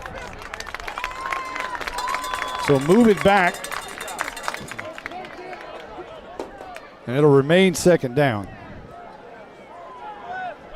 When you're running those run-pass option type plays, it's kind of hard for the linemen to know when to go downfield and when to stay. We saw that a year ago with Howe in Weatherford Christian. Oh, man, it was. In the second half, they were called almost every time they ran the RPO. Yes, it was horrible. So second down and 15 from the 40-yard line. Morrison rolls out left. On the move, chased down by Daniels, can't grab him, and now he's finally brought down on the far side at the 35-yard line. Guys, I talked to some couple players down here. They said Coach Bryan was mad that the chain gang didn't have the chains tight, so it wasn't measuring quite 10 yards. There you go. It's our Knight Furniture sideline report. Thank you, Caroline. Great job. That's great. That's what you want right there. There you go. That's good information. Beautiful. We need our song this year. Yeah, we've got it on there somewhere, but it's not accessible. I think it's on, what? Here, let me see if we can find it. Maybe we should change it anyway. You don't like it? Oh, it's gone. You know. It's gone. Oh, well. We'll have to come up with another Caroline song. Have you heard of, what's that song? Marcus King has a Goodbye Carolina. Oh, yeah? Maybe we could do something with that. Ball at the 40, third down and 15 for Honey Grove. Snap is back. Morrison rolls out right, looking down the field. Swatted away by Bryce Crosby right in his face. A huge play by the Bulldogs. Howe has the football. Let's see what they rule. Crosby came up with the ball. They're going to call it an incomplete pass. I tell you, Morrison was. That was close. He was cocking back and about to fire, and then Crosby gets up there and puts a paw on there to knock it down almost immediately as he released that ball. I think Crosby is going to be a force for the Bulldogs in 2022. Especially on that defensive end position, using some of that speed he's got to get around the edge. So going back in punt formation to punt this one away is Peter Cron for Honey Grove. 8:19 on the clock here in the second. And I believe, well, there's whistles, and I guess that's going to be on Honey Grove. Blake? Any idea? It's a delay of game on Honey Grove. Okay. Caroline, I know we've only talked to you a couple times. What is it like down there? What are you seeing? It's a completely different atmosphere. Like the only way I can say it was one way last year, and it is 180 degrees different. Incredible. So much fun. Sure helps when you're winning, right? That does help. High snap almost over the head. It's blocked almost. Oh, I thought it was blocked. My goodness, I thought it was blocked. I thought Bo Stevens was right in his face. And there's a little skirmish down here at the 30-yard line between Crosby and a player from Honey Grove. Crosby's hurt. That's not good. Not good at all. Howe's going to get the ball on the punt, but Crosby is injured, or at least I should say hurt, not injured. We don't know that yet. Ricky Ake, who's 34th season with the Howe Bulldogs, is tending to him right now. So Howe's going to get the football in fairly decent shape here at the 31-yard line after the punt. Man, as soon as we praised Bryce Crosby, he finds himself in the middle of a little tussle, and now he's down on the field. So Howe's going to start at their own 31. Looks like on the right hash. While they're tending to Crosby, let's take a quick timeout. We'll be right back right after this. Hello, this is Rosie the Skunk for Atmos Energy. You might think I make a bad smell, but it's nothing compared to the rotten egg smell of a gas leak, because that could be dangerous. If you think you smell, see, or hear signs of a leak, don't do anything that might cause a spark. Leave immediately. Then call 911 and Atmos Energy. There's no gray area here. When dealing with gas leaks, it's black and white. For more information, visit atmosenergy.com/gas safety. 10-7, Howe in the lead here at Honey Grove. First game of the season, second quarter, and there's 8:10 on the clock. Howe coming back on the field on the right hash at their own 31-yard line. A chance with a lead to really get some separation here after the shutdown and stopping Honey Grove. It's been a while since Howe stopped somebody. Here's Rattler up the middle, breaks free for a first down up to the 41-yard line. He was shot out of a cannon. I tell you, I expect some big things out of Antoine Rattler this season. I think you're getting big things. I tell you, this offense is going to take it to another level. I think this run game has got to improve, and I think it starts with Antoine Rattler. 11 yards on the carry for Rattler, right up the middle. Handoff, Rattler again, left guard. He's good for 5 up to the 45. I take that back. I guess that's more like 3 yards. It seems like he gets 5, but it's close to it. I guess. Well, this offensive line at the 45. Yeah. This O-line is creating some big gaps there for Rattler to run through. So ball at the 45. We'll call it a 4-yard gain. How about that? And now whistles all over the place, as you can hear. We'll see what this is about. They're looking over to Shane Fletcher's side from Honey Grove. Again, we're on the what used to be the home side, excuse me, here at Warrior Stadium. They built some new bleachers and a new press box over there on the far side. Not sure when that was done exactly. It's a scoreboard issue, Monty. It went out. Oh, boy. Oh. Hey, week 1, right? Yeah. No kidding. So I'm not sure exactly what time was on the clock, but the drive started with 8:10. I do know that. Yeah. Now, this is kind of hurting momentum of Howe. I was just thinking that. Is that intentional? I mean, they've done some pretty strange things over here with depth charts and stuff. No kidding. At this point, I wouldn't put anything past them. It sure is convenient.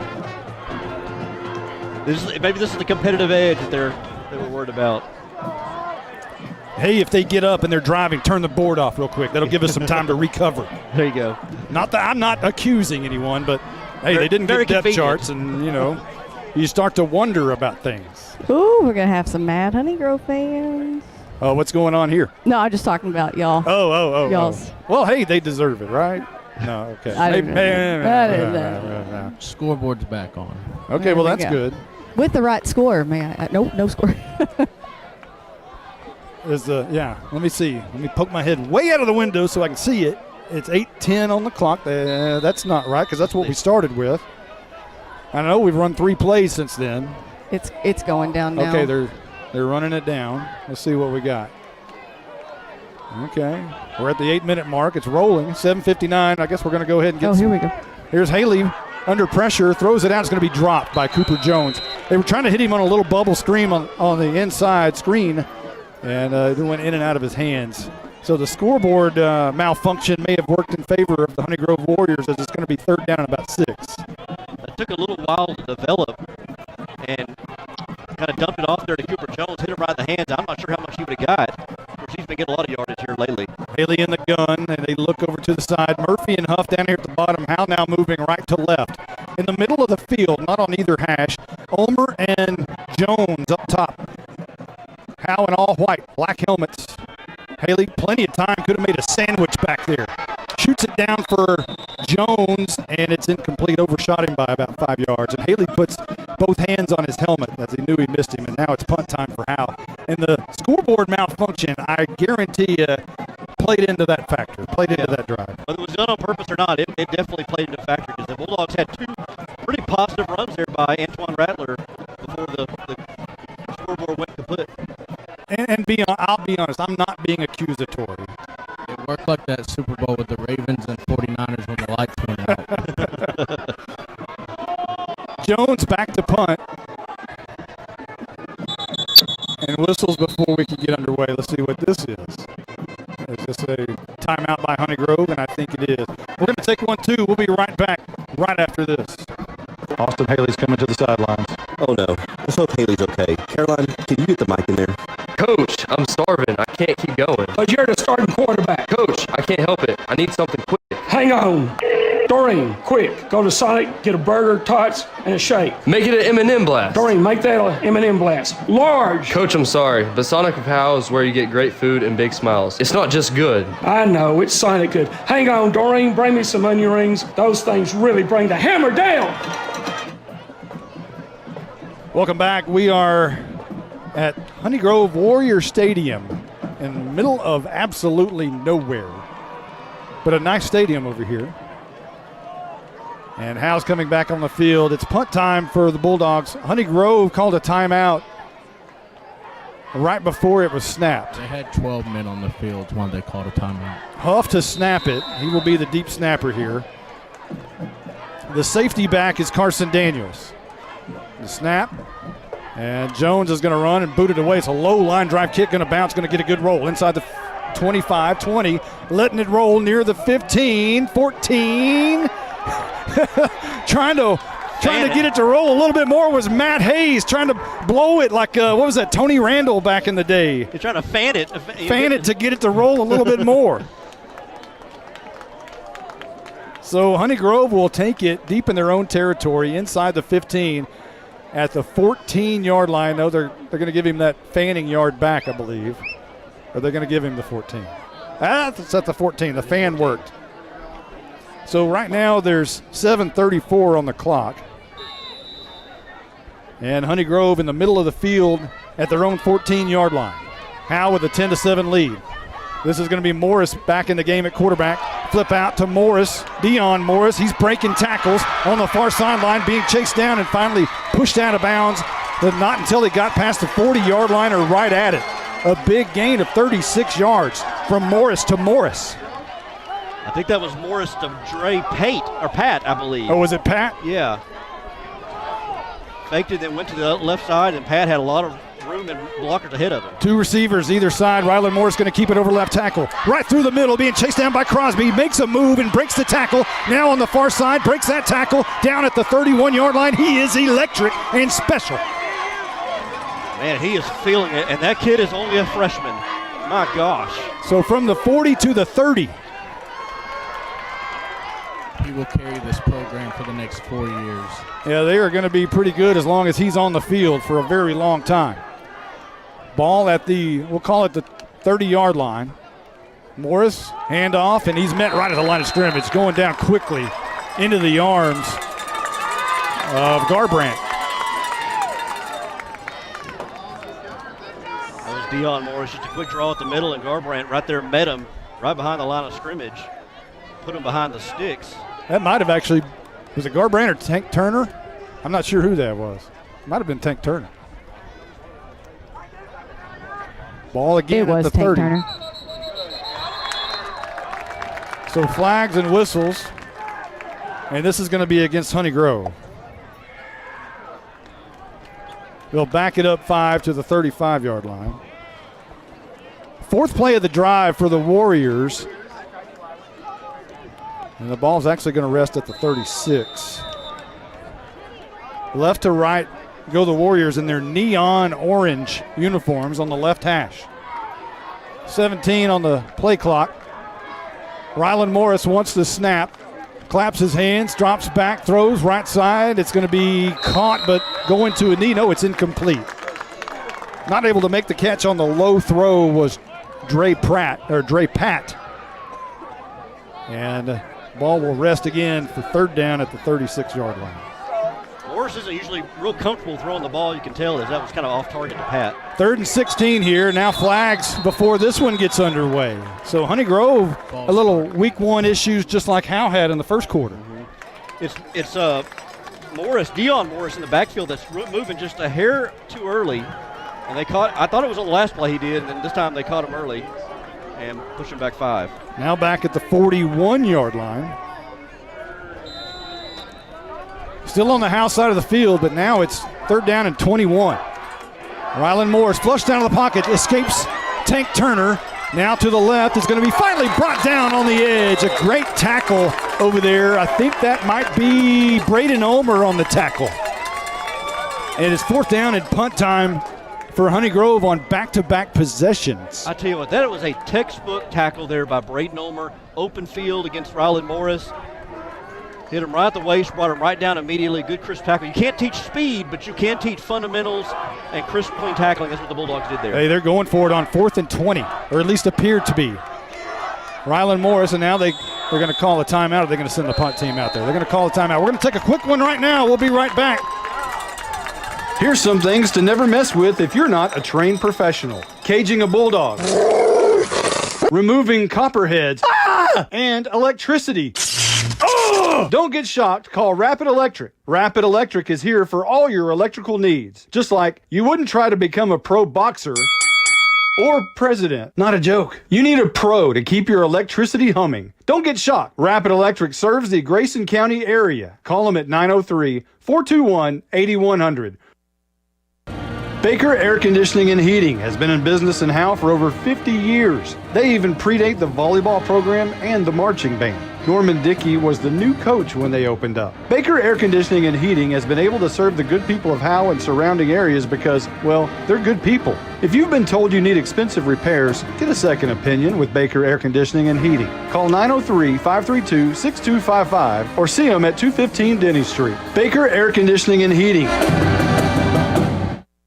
They've decided to punt it away. Peter Cron, a high kick. It's going to bounce inside the 15, take a big hop inside the 5, roll into the end zone, and it does. And Howe will bring it out to the 20. Right now, the Bulldogs with a 10-7 lead, a narrow edge here in the second quarter, 5:24 on the clock. As Howe has had a lot of opportunities to put points on the board and have really controlled the football game for the most part, except for the big play by Honey Grove. But defensively, Howe's looked so much better than a year ago. Yeah, we were just saying that kind of off the air, that they look a lot better. I mean, doing better tackling. Aside from that first drive they had where Morris went for the big run, they've done a good job of kind of staying in their lanes and good tackling and just a good crisp game plan for by the Bulldogs. Two backs in the backfield, both Daniels and Rattler on each side of Haley, and Rattler's going to get it right up the middle, good for several yards up to the 25-yard line. A good gain of maybe 4 or 5 yards. I'll tell you, Haley seems faster. Rattler seems more stronger. He just seems to be. He's a lot stronger. Yeah, he seems to be just not going down easily. Just seems to be more of a hard runner this season. Huff will be split out wide to the near side as they look for the play. 4:52 on the clock here in the second. Play clock at 14. Two receivers on the right side. It'll be Murphy and Jones. A handoff to Haley's going to keep it around the left edge. He fooled everyone. Still going midfield. Haley with a lot of room. Flag down 40, 35, 30. Still going at about the 25-yard line. A great ball fake. Houdini-like. At the 45, though. Tell us again. Blocking the back at the 45-yard line. Goodness. It's week 1, isn't it? It really is. But I tell you, Austin Haley, not a lot of people are expecting him to run, and so you kind of lull you to death with the passing and with Rattler running the ball. And that time he kept it, and there was just a big wide open space on the left side of the field for Austin Haley. He had nothing but turf and pellets right in front of him. And that penalty, that'd be a spot foul penalty, won't it? Yes, it's a spot foul. Is it a spot? Okay. Yeah, so we should be at the 40. So it's a 15-yard run in the books for Austin. So net 15, but man, what could have been? That was a beautiful play or ball. Read options, I should say. Read options. I'm going to get it. It's coming out. It's coming. I'm getting back. It's been a while. Hey, the last football game we did. Oh, wow. Remember that one? Yeah. South Oak Cliff State Championship football game, Class 5A, Division 2. We come from Arlington to Honey Grove. Well, we went from the Mount Vernon press box to AT&T. How about that? So ball now at the 39-yard line, still on the Howe side, a 14-yard gain. Net. Still two backs in the backfield. Middle of the field, and Haley looks to the sidelines for the play. Rattler and Daniels will flank Haley on each side. And Rattler's going to get the carry. Running near side, he cuts it up, good for a couple. Across the 40 to the 42-yard line. About a 3-yard gain for Rattler. When he gets the ball, he is full speed immediately. I'm telling you, he reminds me a little bit of Jalen Thornton from a few years ago. Jalen got that ball and was just kind of off like that. And Jalen runs over there, picks up the ball, and hands it to the official. I don't know if any one thing was said right there, but he he walked over to it, picked the ball off the turf, and handed it to the official. So ball now at the 42-yard line. It's 2nd down and 7. 3:54 on the clock, and it is moving. Daniels goes in motion out of the backfield. Handoff Rattler coming near side. Wrapped up. Spins out of a tackle, but not after two more can get there, including Kendall Wolf, who was in on the stop. Good pursuit by Honey Grove. They didn't make the first tackle. They had a second or third guy there to bring down Rattler, who I said is not going to go down without a fight. No gain on the play. It'll again be 3rd down and 7. 3:25 on the clock. Daniels in the backfield now with Haley. Everybody tight and bunched together. The slots and receivers are very near to very close to the edge of the line on either side. Ulmer looks like a slot receiver just right on top of Cooper Jones. Daniels goes in motion out of the backfield. Haley drops back, floats out near side. He's going to try to run for it. 35, 45, rolls and barrels over a defender and is hit late out of bounds, but no call. Howe erupts, wants a flag, but he's not going to get one as Haley was popped out of bounds, but Haley gets right back up as Haley does. And it's a 1st down on the legs once again of Austin Haley. I tell you, Austin Haley came around those sidelines. You thought he was going to step out. Instead, he lowers his head, plows over one man, and then gets popped as he does go out of bounds. And I thought the officials were going to get assaulted by the coaches and the players and the fans right there as they were all in the ear of the officials. Well, this stadium, you're right on top of the field. He got out of that huddle real quick. The official did. I bet he did. Here's looks like maybe a flag against Howe. False start, something. As Howe has got to clean this up on offense. So back it up 5 to midfield or at the 49-yard line. You know, I got to say, I think it was a late hit out of bounds, but give that official credit. He didn't back down. He didn't throw the flag just because he was on the Howe Bulldogs sideline. He kept that thing in his pocket and felt like it was a clean hit. Well, it was not. I don't know. It was very close. Yeah, no, I thought it was. He didn't let the crowd influence him. 2 receivers to the top, and this is going to be Rattler. No, Austin Haley's going to keep it again, and he's going to get a few yards, maybe 2, to the 47-yard line. There's 2:45 on the clock before half. That's Haley's first run under 10 yards tonight. Wow. Now, did you ever think you would say that stat? Not this late in the game, no. I like all these big runs, but it does worry about Austin Haley running the ball and taking those big hits because he goes out and this team. It's a different kind of club. Yes, it is. Murphy goes in motion from left to right, taking 3 receivers over there. Haley rolls out right, looking that way, gets a block down the field, in and out of the hands of his receiver. It would have been a 1st down, but unable to bring it in was Colin Murphy.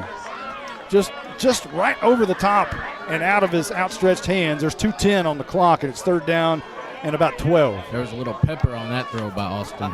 You know, I was just going to say that, Blizzard, is a lot of Austin Haley's throws have had some mustard on it. You can tell he's gotten a lot stronger in the offseason by his running ability tonight and the way he's throwing the ball. Absolutely.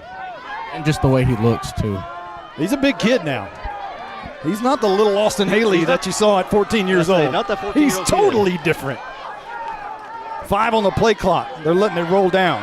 I think a timeout's going to be coming, and it is. We'll keep it right here. We'll talk to Caroline, our Night Furniture sideline reporter. This is completely different, but, you know, hey, there's a lot going on down there. There's a lot going on physically because we're all in here together. But there's a lot of emotion going on with new coach Brian. I mean, you would think this was not his first game with the Howe Bulldogs. He's here to win. So this stadium, and we're literally right on top of the field. This is not like a track. There's no track. So, I mean, you're literally just the handrail. You could almost touch the players on the sideline. How much can that play a factor in this football game? Are you talking to me? Yeah, with the crowd just right on top of. I would think we talked about the momentum and how that the clock and this and that may change the moment. I think the crowd being as close as they are, there's no way these guys can't hear them. So I think it is an advantage for sure. And I didn't get a chance to really step outside. This is a pretty good track over here. Is there a decent crowd from Howe? Yeah, there is. I would say it's about even. Wow, that's a pretty big crowd over there at Honey Grove.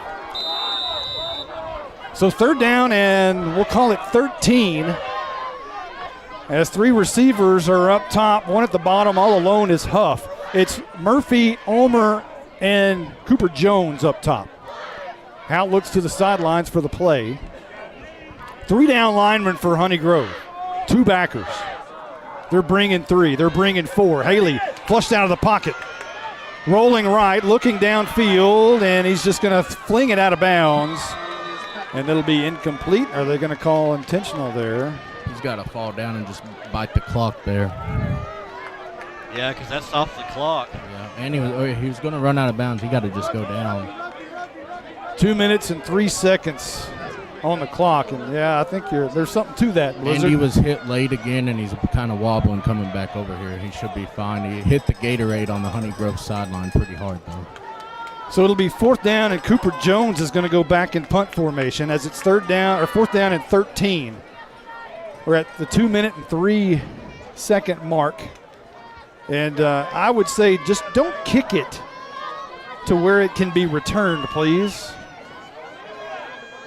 Jones, a good snap, a good kick, high kick, wobbly kick near the out-of-bounds marker. It'll bounce at the 21-yard line and go straight up and out of bounds. So a very, very good job by Cooper Jones and the punt team right there. All right, you got 1:58 left to go. How important is it to take a lead into the half right here, Justin? Very important, especially with Honey Grove getting the ball in the second half. They got a chance here to get back-to-back possessions, so it's very important. There's a big defensive possession here for the Bulldogs. Yeah, this is massive. I would say this is on the massive scale. So ball at the 21-yard line, an official's timeout. I'm shocked they don't have Morris at I am quarterback. too. Like, he's been your go-to guy. I don't understand that either, why they wouldn't. Maybe they're just trying to figure it out here in week 1, but I don't get it. Well, they've got 79 yards to go, and when they scored, it didn't take them long, only 4 plays and 94 yards, but you're right, it was Ryland Morris who was running the QB spot, and I guess Coach Bryan wants to make sure the chains are correct over there. Yeah, guys, we're doing they're rechecking the length once again. You know, you've had scoreboard issues. You can't get a depth chart. Maybe the chains are 8 yards. You know. Well, Coach Bryan is supervising that very closely on that chain issue. You know, I don't know how much the 8-yard chains cost, but I bet it's pretty good value. And they're checking it. The officials. They are messing with it. It looks as if. I mean, I don't know for sure, but it does look like they are undoing a knot. It's also the same chains we get, just saying. Like, yeah, both teams have it that way. It's not one-sided. You know, Blake, with not playing Morris, it kind of reminds you a little bit of that Commerce game last year the Bulldogs had where they had all those athletes on the field, and they didn't utilize them, it seemed like, until about the third or fourth quarter. They just kept you around and then it's the same kind of. It's like we all could figure it out, like, why are they not playing these athletes out there and putting them in positions to win? Same kind of situation tonight. We thought it was going to be a very high-scoring football game between these two teams, and here we are, 10-7 right now. Shotgun formation for Morrison, and he's going to hand off to Morris right at the line of scrimmage. He's not even touched, but he's going to be finally brought down by Colin Murphy after a pretty nice gain, but not enough for a first down. Open field tackle by Murphy, and that was a good one. How about Tank Turner? He was just called up from JV. He had the injury to Luciano Vasquez, and Tank Turner thought he was going to be playing JV last night, but then here he is, and now he's out there at defensive end. Good for him. Morrison, and flags before this one can get underway. 1:26 on the clock. And it's still rolling. You got to stop that thing, but let it go. Let it go. No, let it go. That'll make up for the scoreboard a moment ago. Also, when the Morris wasn't in at quarterback and Morrison he was at slot. He's not even on the field right now. He is on the sideline right now. It doesn't make sense. So they're going to move the ball back to the 24-yard line. It's 2nd down and about 6 or 7. We'll call it 7. There's 1:17 on the clock. Well, it seems like what they've been doing is alternating Ryland Morris and Lucas Morrison out each possession, it seems like. They're alternating them. Yeah, you're right. You would think Ryland Morris would be on the field at least in this situation, but right now it's just Deion Morris in the backfield at running back. And that's dangerous enough. Yeah. As Morrison, the quarterback, will stand with his feet just inside the 20-yard line. Morris, just to his right. And here we go. 2nd down and 7. Snap is back, and Morris is going to get the carry again. This time he's got pretty good room, crosses the 30 to about the 34-yard line, and a first down. They'll stop the clock for a moment to move the chains, and they'll spot it with 1:12 on the clock at the 34-yard line. Moving left to right on the far hash. Snap back. Morrison wants to throw. Rolling out right. Under pressure. Steps up out of pressure. And is nailed in the backfield. Ball comes out. Howe scrambles for it. Did the whistle blow? Howe says they have it. But did the whistle blow? And the official's going to say the whistle blew. But it's a sack. What a great pursuit there by Cooper Jones. Bryce Crosby in there and just hammered Morrison. I believe Daniels was there as well. I tell you what, I don't want to speak too soon, but the boys in white, the defense, hey, I tell you, not too shabby so far tonight. They're playing with their hair on fire. They're playing with the swagger and the edge, and that's building more confidence for them. Ball at the 29-yard line. Honeygrove, second down and about 15. 31 seconds left on the clock here in the second half. Ball on the turf, a bad snap. But I believe they were able to get back on it. And it'll be third down and 15. Clock's going to roll, 20, 19. Are they going to be content just to Honeygrove better just let it go. Run this one out. Ball at the 28-yard line. They've gone backwards in 3 straight plays. They may run it down. I don't know if they have a timeout left. They do not, so they're going to run this one out. And I think that's going to be the end of the first half. Howe Bulldogs, Howe fans, you got to be happy with this when you're taking a lead into the half. It's been a while. Hey, we're going to start the halftime show. The halftime show is, let me see here, hang on. The halftime show brought to you by Bullard Construction.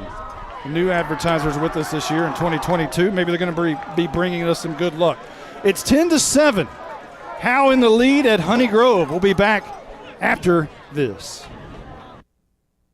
Bullard Construction is owned by former Bulldog Jonathan Bullard. If you're in need of skid steer land clearing, dirt work, a pad site built, construction cleanup, fencing, automatic gates, or even more, contact Bullard Construction at 903-267-9701. They'll give you a free estimate. Bullard Construction is locally owned and operated in Howe, Texas, but serves the North Texas region. Call Bullard Construction at 903-267-9701. 903-267-9701. Here's some things to never mess with if you're not a trained professional. Caging a bulldog. Removing copperheads. And electricity. Don't get shocked. Call Rapid Electric. Rapid Electric is here for all your electrical needs. Just like you wouldn't try to become a pro boxer or president. Not a joke. You need a pro to keep your electricity humming. Don't get shocked. Rapid Electric serves the Grayson County area. Call them at 903-421-8100. I'm attorney Micah Belden, an old school black and white Howe Bulldog. In criminal defense, you need someone who fights like a bulldog. Call me now if you've been investigated, arrested, or charged with a crime in North Texas. My number is 903-744-4252. We'll set up a free consultation. You will find out that I'm rough, tough, and I can't get enough. I'm board certified in criminal law by the Texas Board of Legal Specialization, Principal Office, Sherman, Texas. Visit my website at shermancriminallawyer.com. All In Custom Gutters and Christmas Lights is proud to sponsor the Pride of Howe High School's Bandsman of the Week. Your hometown Bulldog alumni owned and operated business is here for all your seamless gutter and outdoor Christmas lights needs. Give them a call at 903-819-9183 and let them make your house shine really bright this Christmas. All In Custom Gutters and Christmas Lights. Give them a call at 903-819-9183. All In Custom Gutters and Christmas Lights. You're listening to the Bullard Construction Halftime Show. Today's Bandsman of the Week is brought to you by All In Custom Gutters and Christmas Lights, a firefighter family-owned business. Call them at 903-819-9183. Now let's join Monty Walker with this week's Bandsman of the Week. This is the first 2022 Bandsman of the Week, and it's Talia Bjorn. Talia, have you always gone to Howe ISD? I have not, but I lived in Illinois for a little bit, and then I went to Allen Middle School for about 6 months, and then I went to Anna Middle School for 6 months, and then eventually I ended up moving to Howe. So I'm guessing you like this Howe thing. Yeah, definitely. So you have a big family, lots of siblings. Talk about that. I really love my family because, we're all involved in a lot of things. So I always enjoy going to my sister's volleyball games, and my brothers play baseball right now, and my other brother plays football. So it's a lot of fun going and supporting them and their sports and everything they do. But it always makes the morning exciting, like getting ready to go to school. So other than band, what other activities are you involved with here at Howe High School? I'm involved in volleyball and tennis, and then I'm also going to be going back to softball this year. And yeah, that's pretty much it. So you didn't originally want to be in the band, but rather the color guard. So talk about that. Oh, I just really wanted to be in color guard because they got to wear these beautiful dresses and wave these amazing flags, and it looked like so much fun. So I just really wanted to do color guard, but I was told that I couldn't do color guard unless I was in band. So obviously I went back to band to do color guard, but going through that, I kind of ended up deciding, like, I like marching. Like, I think marching is my thing. So yeah. Do you still look at the color guard and go, what could have been? I'll admit I sometimes do, but then I just kind of remember that, I'm playing tenors this year, and it's a lot sometimes, but it's a lot of fun too, and I know that hard work pays off for it. So you've gone from percussion to front ensemble to bass drum line. How's that transition been? It's kind of been a little bit scary, going through a different year, like not playing the same instrument. This year playing tenors, this is the first time that I've played the same instrument 2 years in a row. So it's a little bit challenging having to readjust with marching and learning different music. But with the help of my percussion instructor, it's been a lot of fun. So Miss Liz says you're a very responsible student. How does that make you feel? That makes me feel really happy that she said that about me. And it just kind of also makes me excited because knowing that another teacher thinks that I'm responsible kind of makes me want to be more responsible and just see how far I can get. She also says you're a superb role model with strong moral character and funny. So say something funny. Oh, I don't think I can right on the spot. But I really appreciate that she said that. That is Talia Bjorn, 2022's first Bandsman of the Week.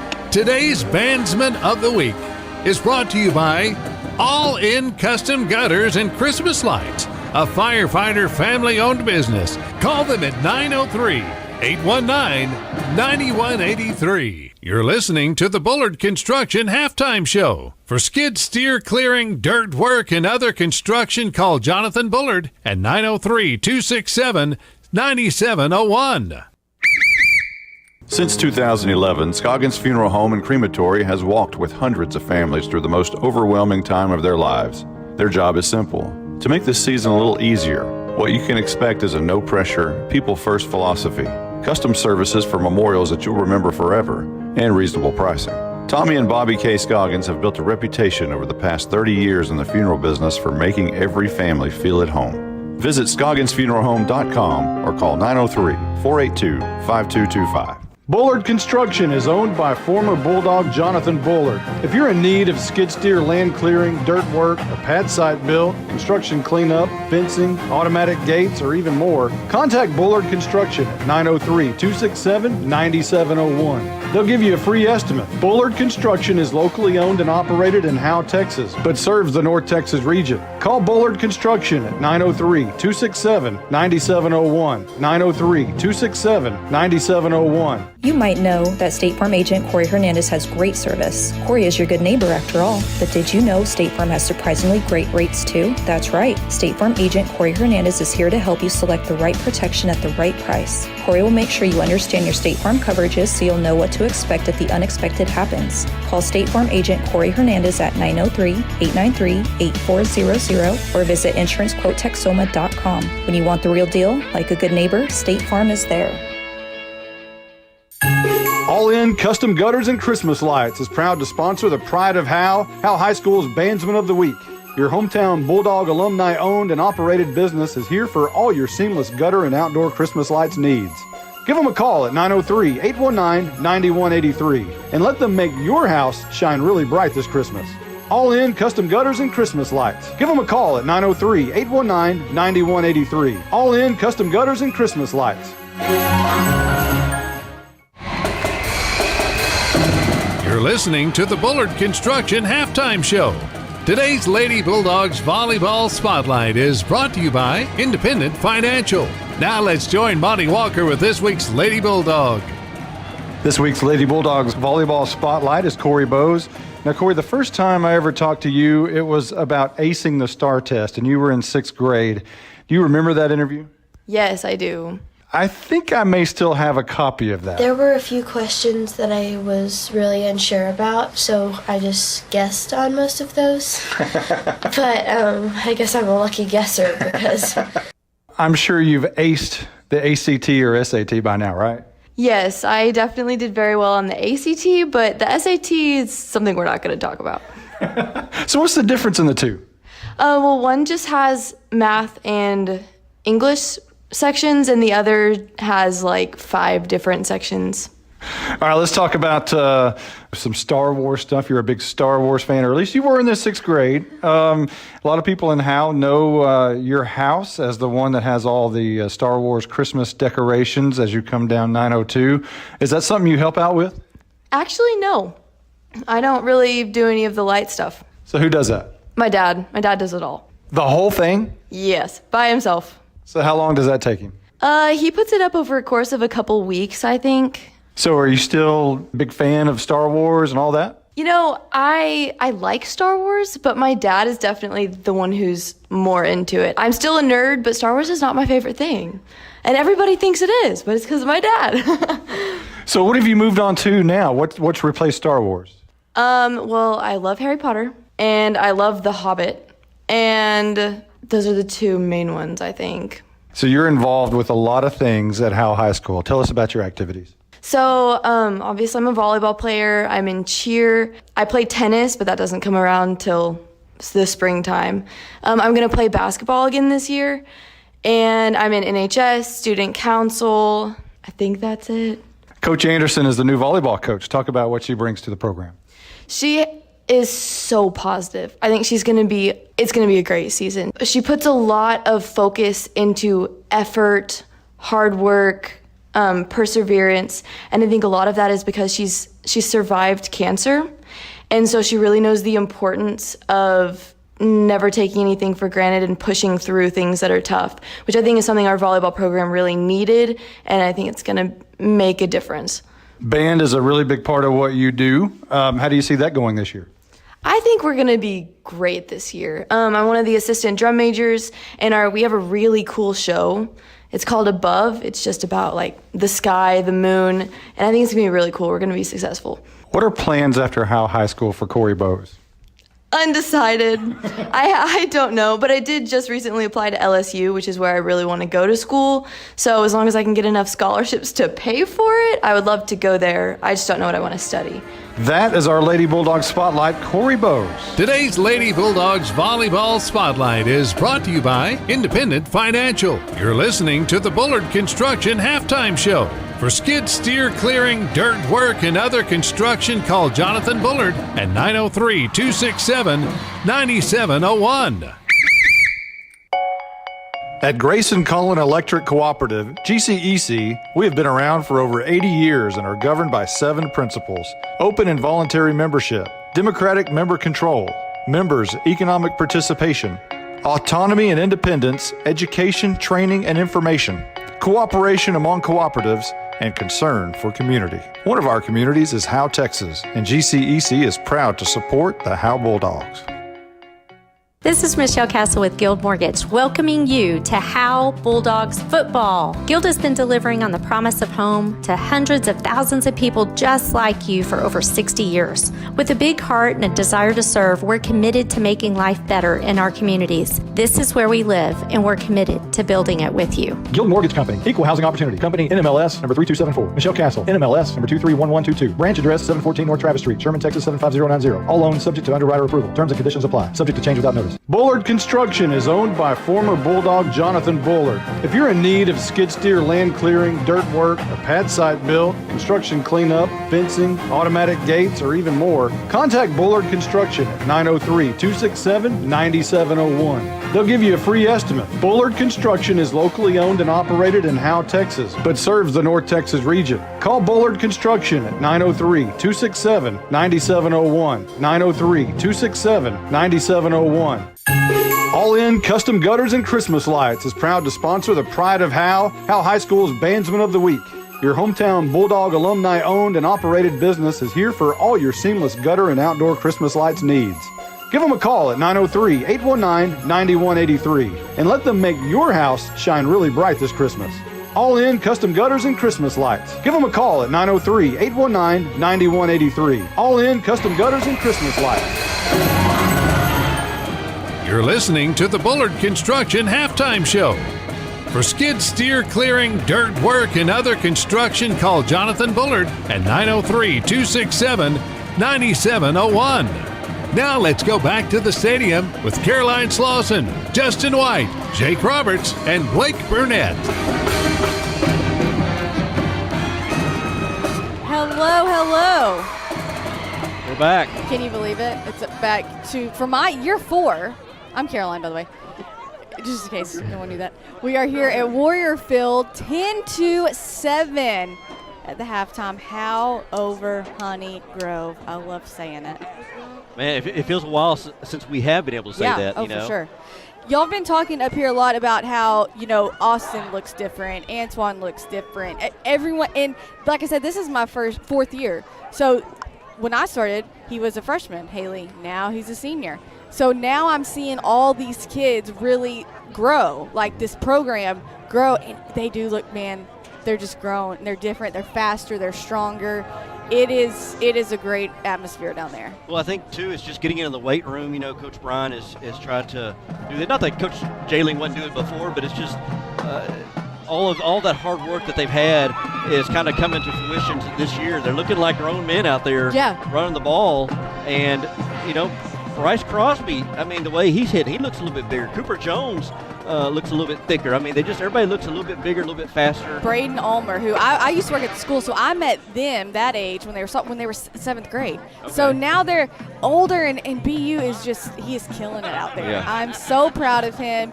And Antoine Rattler, it's just like I said, he is just fast. Once he gets that ball, and he's gone. And he's running tough, too, when he gets the ball in his hands. Yeah. So there are some things, though, game one, obviously things that need to clean up.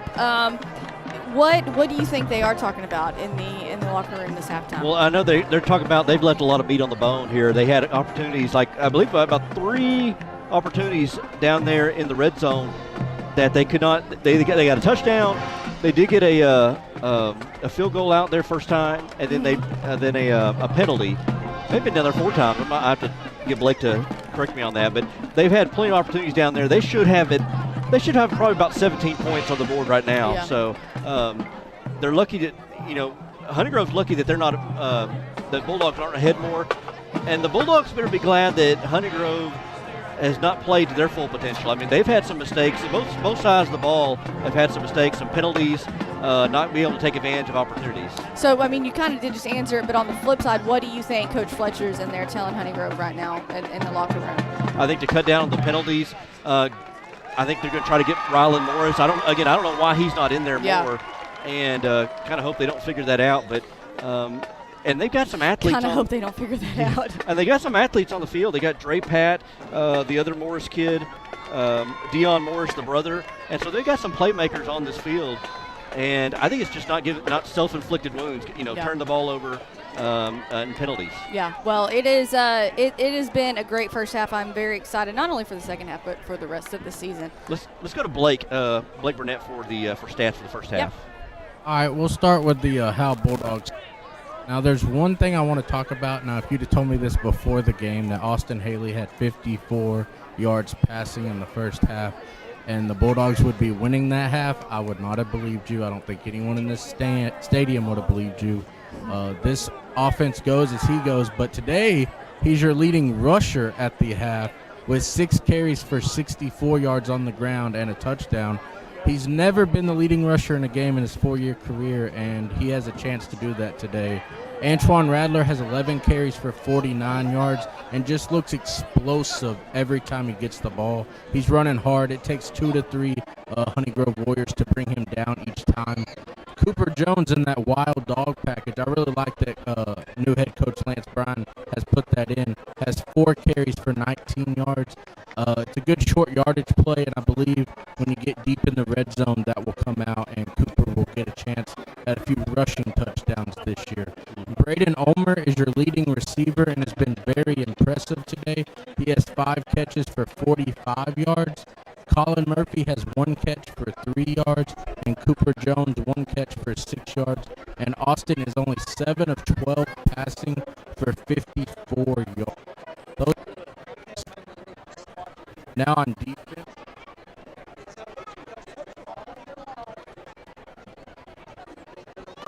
Did we lose Blake? Are we there?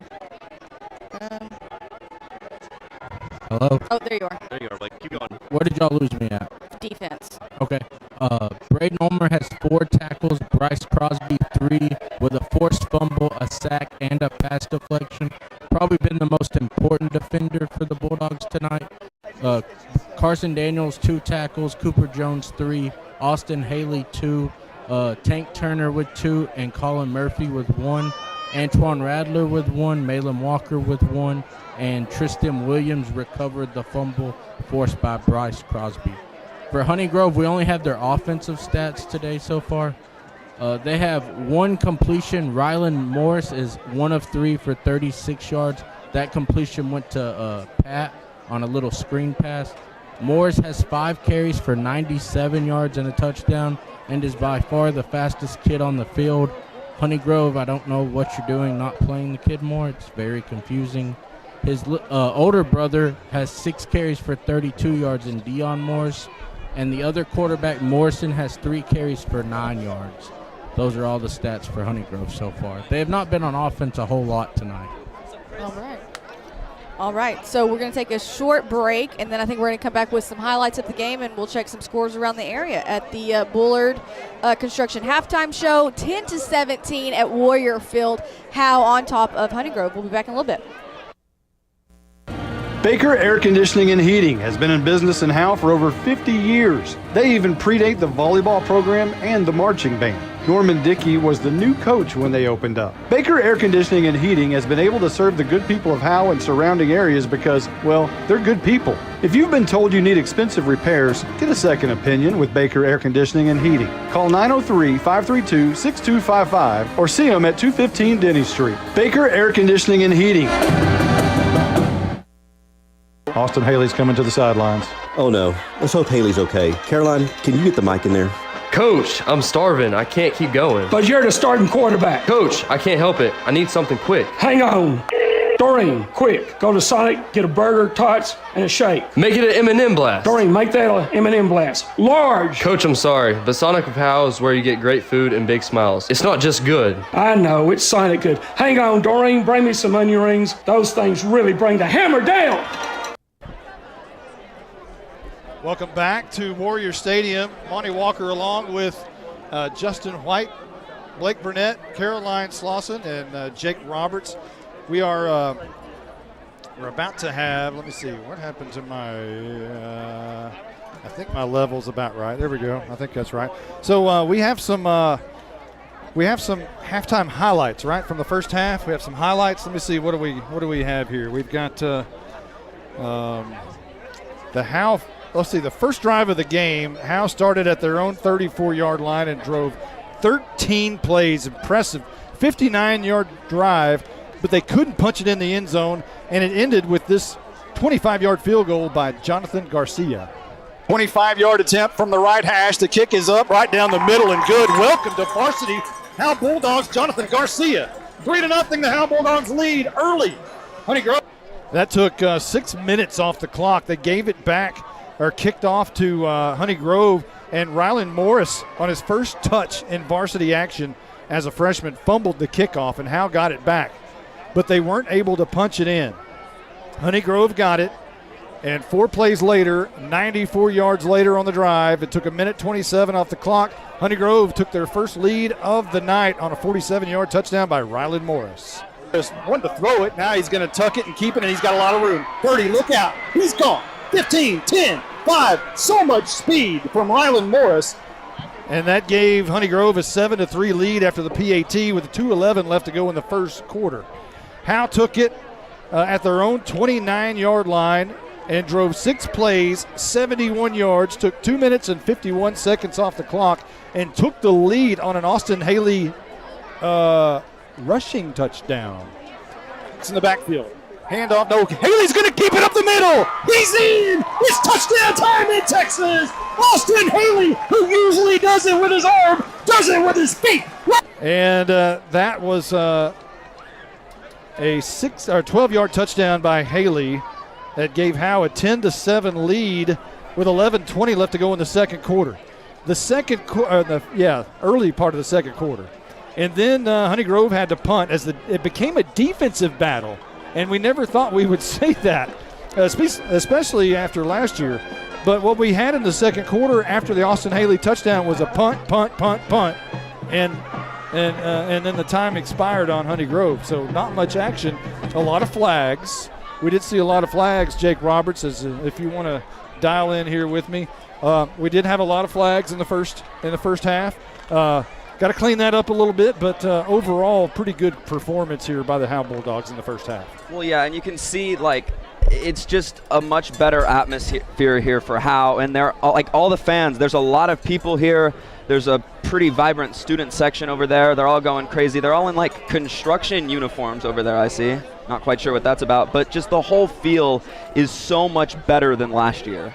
Well, I tell you what, when I could tell that something was different right here in front of us, and we're only, we're a stone's throw from the sideline, and right there in front of us, Austin Haley got hit, borderline late out of bounds, and this crowd erupted. I thought, my goodness, they were really upset. Yeah, I mean, the crowd was definitely in it, yeah. And I thought, man, that's different. You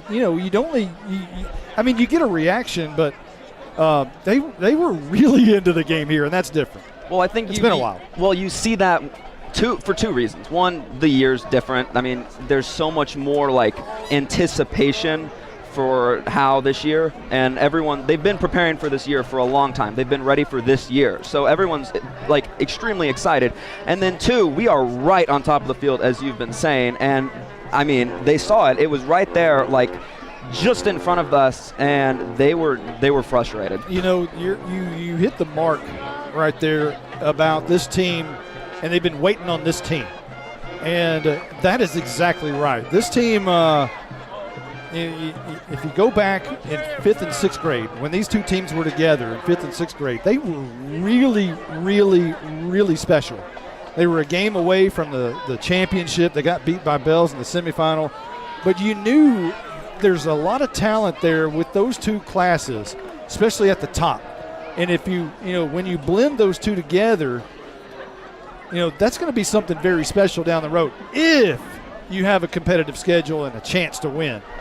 They have not had a chance to win with the schedule that they've had the past 2 years. And I want to tip my hat to Bill Jailing. He had a no-win situation here in Howe, Texas. Yeah. He really did. And he did the best he could with these kids. And I tell you what, his preparation with these kids are the reason that they're in this football game. Yeah, Lance Bryant's going to get the credit, and he's going to get the wins. But I tell you what, you got to tip your hat to Bill Jailing and what he did over the past couple of years with this team in that situation, not able to compete, but they here they are. And you feel bad for Coach Jailing that he's not going to reap the rewards of all his hard work with this team. It's going to get to somebody else. But, hey, I think even Coach Jay would say he would want this team to win no matter what. And I think these boys right here, I'm hoping that they come out with a vengeance here in the second half, because there's no team anywhere in North Texas that needs a victory like this team right here tonight. It'd be amazing to see, get a win and see what that does for the confidence of this team going forward. I mean, you win tonight, you play a Tom Beam team that's next week that's been struggling. Then you play Commerce, who Bulldogs not had luck in Commerce. Then you got Tioga, you got S-Nest, you got teams that are beatable on the schedule. There's a chance, and I'm putting the cart way before the horse. There's a chance you're going into district at 4-1, going into district. Well, you got to win this one. Yeah, again, I'm speaking way ahead here. But I love the optimism. I'm usually the only optimist in the house. It's usually me. I'm the one that's going to pick them to have a winning season. I'm going to pick them to win every game. That's just me. Hey, maybe that's why they won't share a depth chart with me, because when you cut me open, it's going to be black and white. Right? Bleed black and white. But that doesn't mean I'm going to give depth charts to the team. My goodness, I've never seen anything like it. I'm going to get over that one day. The Howe Bulldogs are out here stretching, getting loose, ready for the second half. The Honey Grove Warriors are already on the field. They're ready to receive this football. As I think that head coach Shane Fletcher, with a whole lot of wins under his belt, is going to have the Honey Grove Warriors prepared. Matter of fact, he's 104 and 83-1 in his career, entering his 26th season in coaching. Spent 17 years at Leonard. He replaced Glenn Schulke over here at Honey Grove.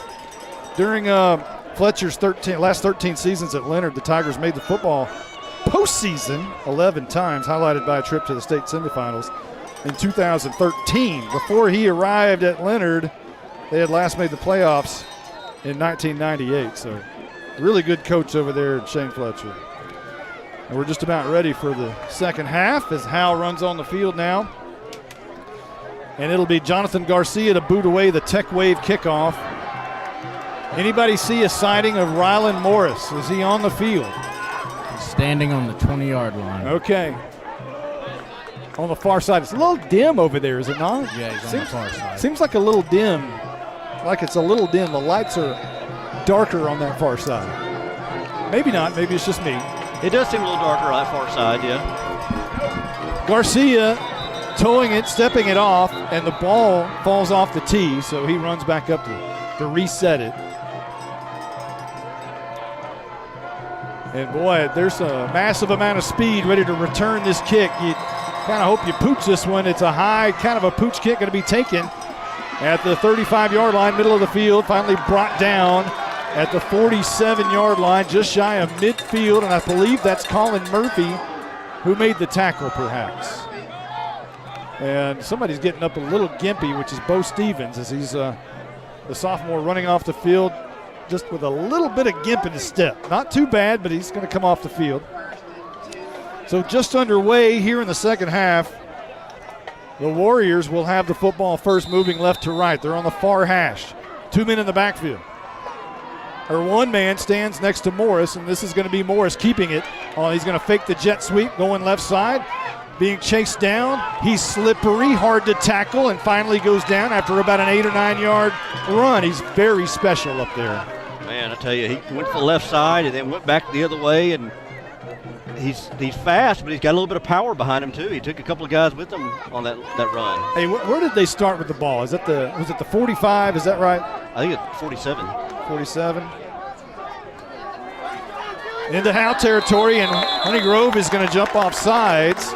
Both teams pointing at each other, and it's going to be against Honey Grove. As Malin Walker now at defensive end, and Michael Riddle checks out, and Bryce Crosby checks in, and now Walker moves to the nose, and Tank Turner at the end. It's a little adjustment there. Second down and about 6. A little movement again, no flag. Crosby right in the face of Morris, flushes him out of the pocket, which is bad news because Morris is going to have a first down and more, and about 5 yards more. He was originally wanting to throw the football, but Crosby was right in his face and made him move. Good job there by Crosby to disrupt the throwing motion there of Morris. And as he ran in the run, Hayes knocked him out of bounds pretty hard. 11-yard gain and whistles before this one can get underway. Another false start against Honey Grove. So back it up another 5, and still a little bit discombobulated are the Honey Grove Warriors, and really Howe was in the first half also. It's a typical Week 1 game with a lot of flags. I'm about to say, still first game of the season. New coach, new offense. Typical penalties here in the first game of the season. Ball now at the 38-yard line. It's second down and 15 for Honey Grove. Moving left to right on the right hash. And Morris is going to keep it. He's hit by Malin Walker and brought down immediately. Gain of 1 as maybe the Manster was right there.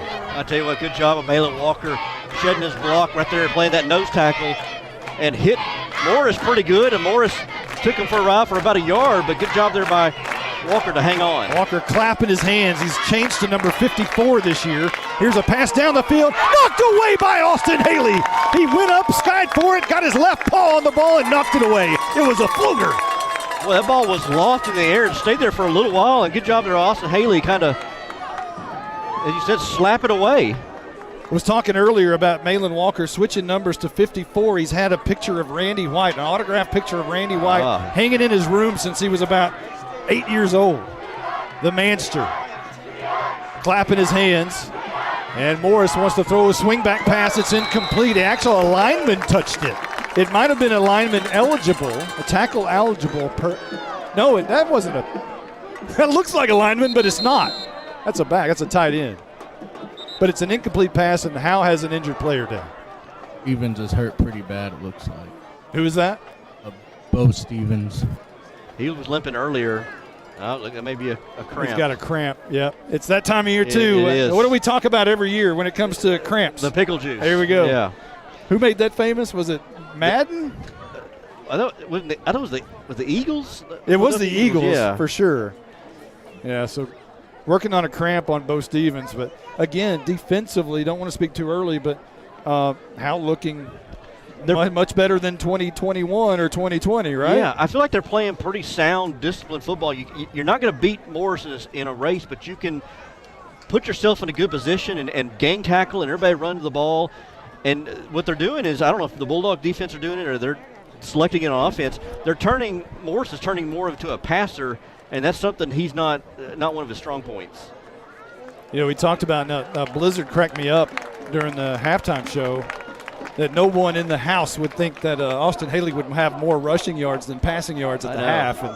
And boy, that was correct. No kidding. I mean, he had 64 yards rushing and 54 yards passing. Absolutely, yeah. No one thought that would. You could have made a lot of money on that. Or at least have that and be in the lead. Yeah, for sure. Back to action now. 4th down and 14. And Morris straight up the middle. He's going to be tackled by Carson Daniels.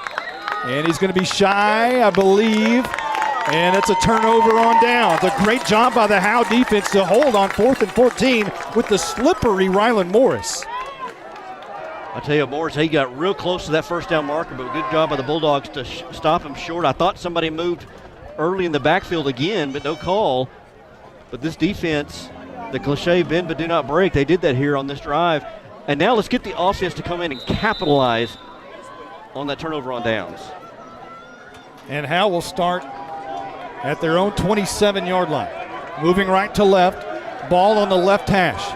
Haley flanked by two backs, Rattler and Daniels is going to get the carry, and he's met at the line of scrimmage. Daniels trying to fight out of it.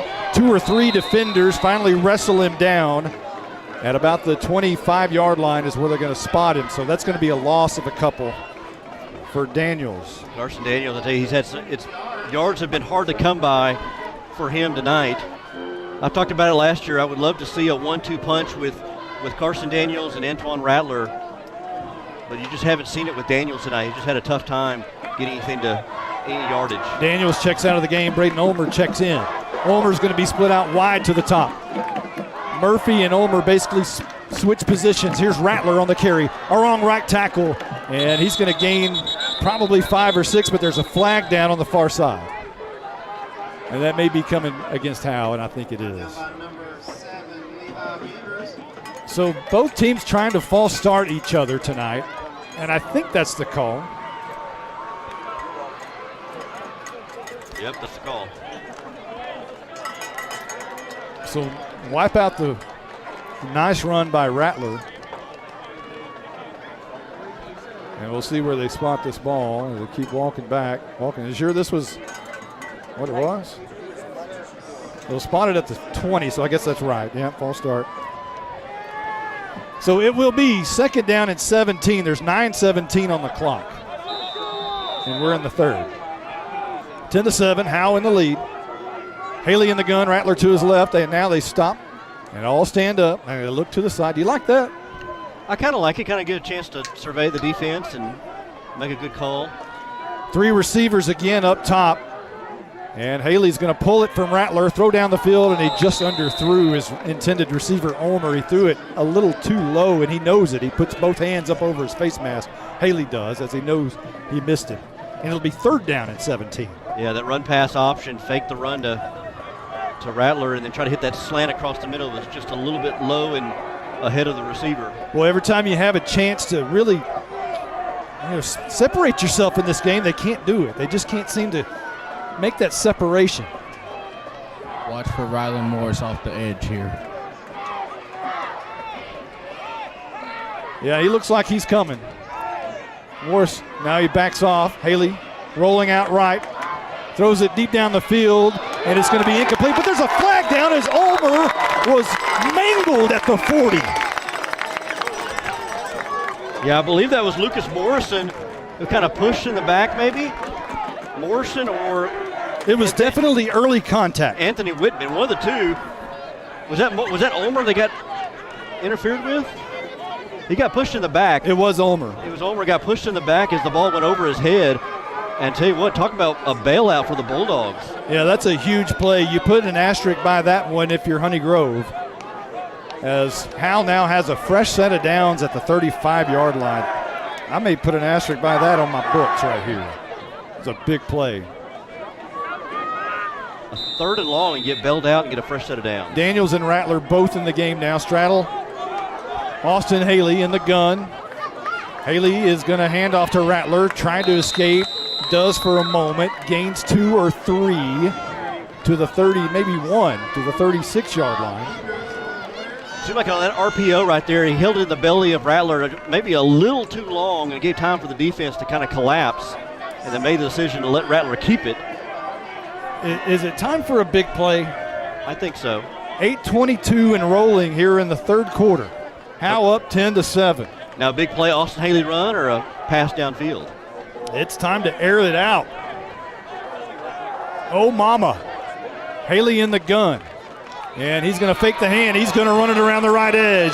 He's going to be close to a first down, not yet, at the 38-yard line, but he's going to set up Howe in pretty good position on a 3rd and 1 as, again, Haley using his legs, which gives this team another dimension. And Blake Burnett has been saying that for many years, that this team needs the quarterback to run the football. Yeah, in this day and age, with all the speed on field in all levels of football, having a quarterback that can run and be mobile really does help your offense. Ball at the 38, handoff, Cooper Jones, and nothing doing there. I'm not even sure he got back to the line of scrimmage. When Jones went back there, they stacked the box on that one. There's a flag. And a flag is down. Honey Grove saw that coming. Well, could it be offsides? Still a discussion over there. Head coach Lance Bryan just about 2 steps off the turf, off the sidelines rather. Ball start. Goodness. I think it's a legal formation. They give the same signal. So they'll back it up 5 and spot the ball at the 37-yard line.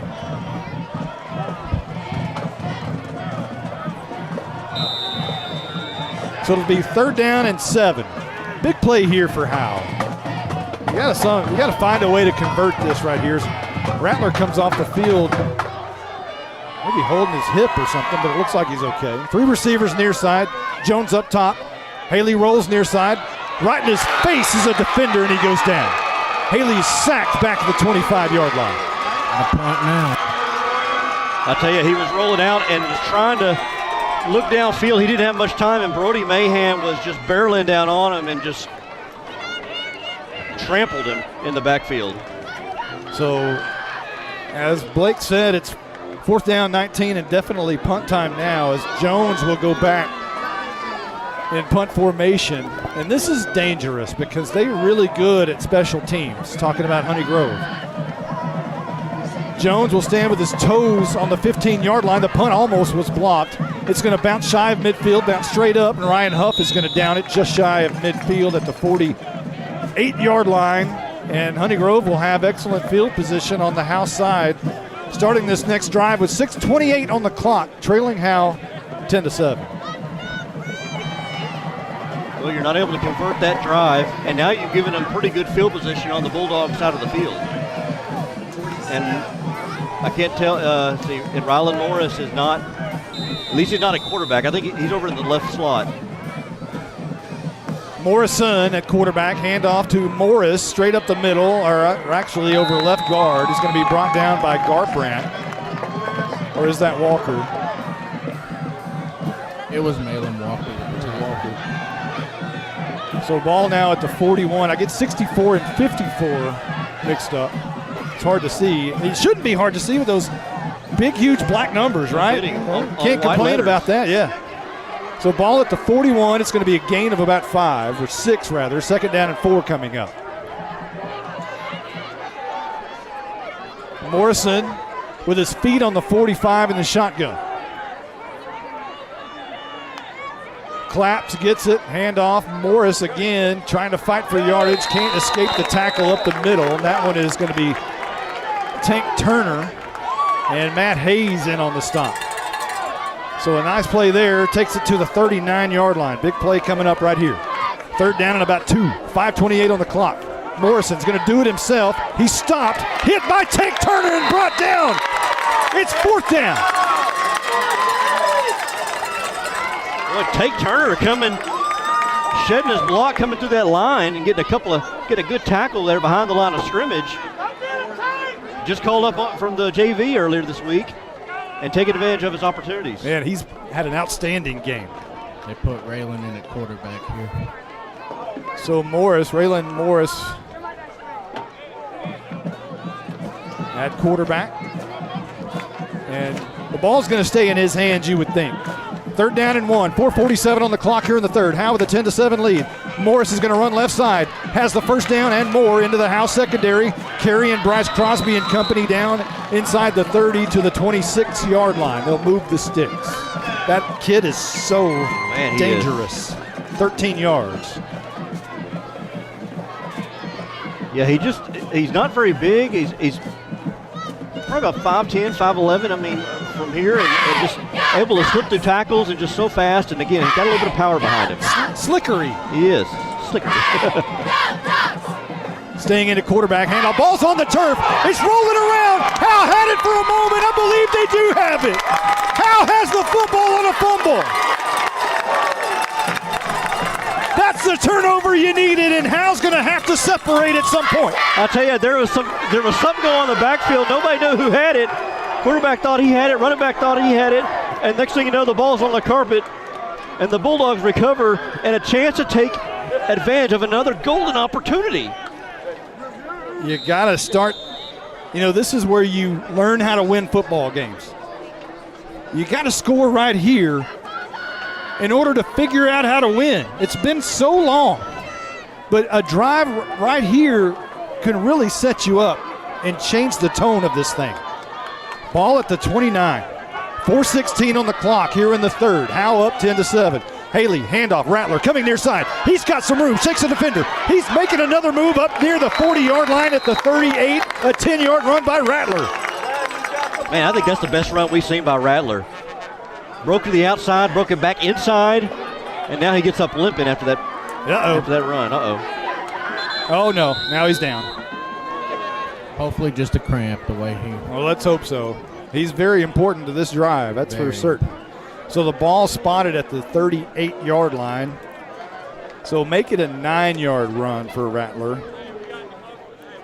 It's interesting you talk about learn how to win. Austin Haley said in an interview last season was this team's got to learn how to win. We don't know how to win. Well, he said that after I think it was after the Weatherford Christian game a year ago. And he was so frustrated, and we talked about that in the offseason. Yeah. And they had a lead at the half, and he was frustrated because he thought the team came out flat, and they just assumed that they were going to win against that team, and then things went south. And he says that, this team has to learn that you got to keep your foot on the throat. Yeah. And you got to have that killer instinct when you know you got a lead and you got a chance to capitalize, and to a game like tonight, increase your lead. You got to take advantage of it. Tell you what, while they're working on Rattler, let's take a 30-second timeout. We'll be right back. Hey, it's me, Gus the Gopher for Atmos Energy. I dig all around the yard. Occasionally, I bump into a utility line and get a headache. But if you hit one with your shovel, backhoe, or ditch digger, you could cause a gas leak, disrupt service, or worse. So call 811 at least 3 business days before you or someone else digs in your yard to have those underground utility-owned lines marked. It's free and it's the law. You dig what I'm saying? For more on safe digging, visit atmosenergy.com/811. Back to action, 3 receivers up top, 3:40 and rolling here in the third quarter. Howe up 10-7, handoff Carson Daniels up the middle, plows over a defender, still moving his feet as he has the first down at the 42-yard line. A big run right there by Carson Daniels. I tell you what, Daniels doesn't have a lot of speed off the line, but you get him running downhill, good luck trying to tackle him. He's very hard to bring down. He keeps his legs running and moving. 3 receivers up top again. Daniels in the backfield. Haley looking downfield, throwing deep down the field. Wide open is Ryan Huff, and it goes in and out of his hands. He had a chance to make a spectacular catch at the 23-yard line, but he couldn't make the adjustment, and it just went off his hands. It was decent coverage, but Huff had him by 3 steps. Yeah, it was in front of his guy, Dre Pat, who was covering, and just right over his shoulder, just an over-the-shoulder catch. Beautiful throw. Just could not bring it in. Guys, y'all say drink pickle juice for cramps. Down here on the sideline, they have packets of mustard for cramps. Oh, wow. Okay. That's your night furniture sideline reporter, Caroline Slauson. Handoff, no. Haley's going to pull it out of the gut on the RPO, throwing right side. It's going to be caught on a great diving catch right at the sticks. And coming up gingerly is, I think that's Cooper Jones who made the catch. And he hasn't got up yet. There was no contact, but he made a diving catch, and that could be a cramp over there. Cramp or just falling on the ball, kind of knocking the wind out of you? Could be. But that was a great, it wasn't a pass that was right on target. He had to kind of make an adjustment and kind of come back to it with his outstretched arms. It was a great adjustment there by Cooper Jones. And Ricky Ake, very busy tonight. He's 34 years here as the Howe Bulldog trainer. How old does that make him? I mean, at what point can you just keep running out there? No kidding. He's in great shape, though. I mean, he's in way better shape than I am. And he's about 10 years older than I am. So Jones still down, and they're working on it. It looks like it might be a cramp, but we don't know for a fact. So let's take another 30-second timeout. We'll be right back right after this. Howe in the lead, 10-7. Independent Financial is proud to support Howe ISD and their hardworking students, teachers, and staff. We share your vision for a brighter tomorrow and a championship season. For every challenge, Independent Financial has you covered. Our team can suggest a wide range of financial products to make your personal banking fast and easy. Plus, we have the know-how to deliver the game-changing business banking solutions. Independent Financial, your community in your corner. Member FDIC, Equal Housing Lender. And it looks like Cooper Jones is up. He's walking very gingerly, but he is walking. Walks like both legs are straight. Yeah, it looks like Herman Munster. It's got a Herman Munster walk to him. But at least it looks like he's okay, and that's big. He made a huge catch on the far side, 9 yards, as Howe is going to have a 3rd and 1 situation right here coming up on the Honey Grove side of the field at the 48-yard line. This is a pretty big play, boys and girls. Yeah, those cramps will take the largest of men down. Go ahead, Blake. I'm sorry. We won't dog this play. Well, I'm sorry, what? We won't. Oh, your mic keeps cutting out. Dog there? There you are. No wild dog here, I don't think. No wild dog here, that's right. Both backs, though, into the game. Daniels and Rattler. Haley in the gun. Handoff. It's going to be Daniels. He has the first down and a yard more at the 46-yard line. Move the sticks as Howe's playing the run game and the chewing up clock game. 2:55 on the clock here in the third. Well, your primary short yardage back has been Cooper Jones, but since he came to the sideline, you give it to the next guy, the big man Carson Daniels, who just plows his way for your 2 or 3 yards. Your sophomore left tackle, Roman Garbrandt, is a little gimpy as he's placing barely weight on his left foot, and you can't afford to lose another lineman. Boy, you're thin at the lineman position. Very thin. They may get Seth Goolsby back maybe mid-season, and they really need that. Ball at the 46. New set of downs for Howe. Haley in the gun. This is going to be a handoff to Rattler. No, Haley's going to keep it right up the middle, and he's going to be good for about 6 yards near the 40. At the 40, well, they're going to spot him at the 42 apparently. It seems like they've made good decisions on that run-pass option, that RPO. Just faked it to... Guys, number 33 for Honeygrove hobbling off the field. Well, that's Deion Morris, so that would be a big, huge loss for Honeygrove. Haley barking, trying to draw Honeygrove off sides with a 3-down lineman, but they're not falling for it. Howe with a 2nd down and 6 with 1:49 and rolling here in the third. Haley, handoff, Rattler, near side. McCollum out in front of him, and Rattler just barrels over a defender and goes Superman at the 32-yard line. First down. He was to the right of Haley and then just came around that left edge and just plowed over his man for a first down. Didn't try to go around him, didn't try to juke him, just went right over him and got a fresh set of downs and moved the sticks. He had a big body of Brody right out in front of him. And a new set of downs. Huff near side, split out wide by himself. 2 receivers up top, 2 in the backfield. Jones still out. And it's Tristan Williams taking his place. Here's Daniels on the carry, and he's going to go down quickly, maybe right at the line of scrimmage. He's not getting any separation really on that stretch play, and it's going to be 2nd down and either 10 or 11. I think they'll give him the line of scrimmage. At some point, you want to stretch this thing out a little bit, I think. I keep waiting for another Huff pop. Rattler alone this time in the backfield, as it's Murphy, Ulmer, and Williams up top. As Williams, again, is in the place of Cooper Jones, who left with an injury a moment ago. And here's a handoff to Rattler. Shot out of a cannon up the middle. Over right guard to the 25-yard line. And that helped bring it up a 3rd down and 5 situation. Again, another big hole opened up there for Rattler, who's able to hit the holes very quickly. And another positive gain and maybe a first down. That may be the last play. That's going to be the last play of the 3rd quarter. Wow, 13 seconds as it's going to be burn the clock for the final seconds of the 3rd. And Howe's going to take a lead into the 4th quarter. And it's been a while. They did that a few times last year. Couldn't prevail. Let's see if they can do it tonight. We'll be right back. Who's your local plumber? Brother Plumber. It's good to know someone local and someone you can trust when your home or office drops the ball. Main line break, 15 yards. Brother Plumber is plumb professional and serves not only Howe, but also all of Grayson County. And you can save yourself 10% if you mention Go Bulldogs. Visit us online at brotherplumber.com. We'd love to help. Brother Plumber is one call away at 469-968-4487. Visit us online at brotherplumber.com. Remember, Go Bulldogs.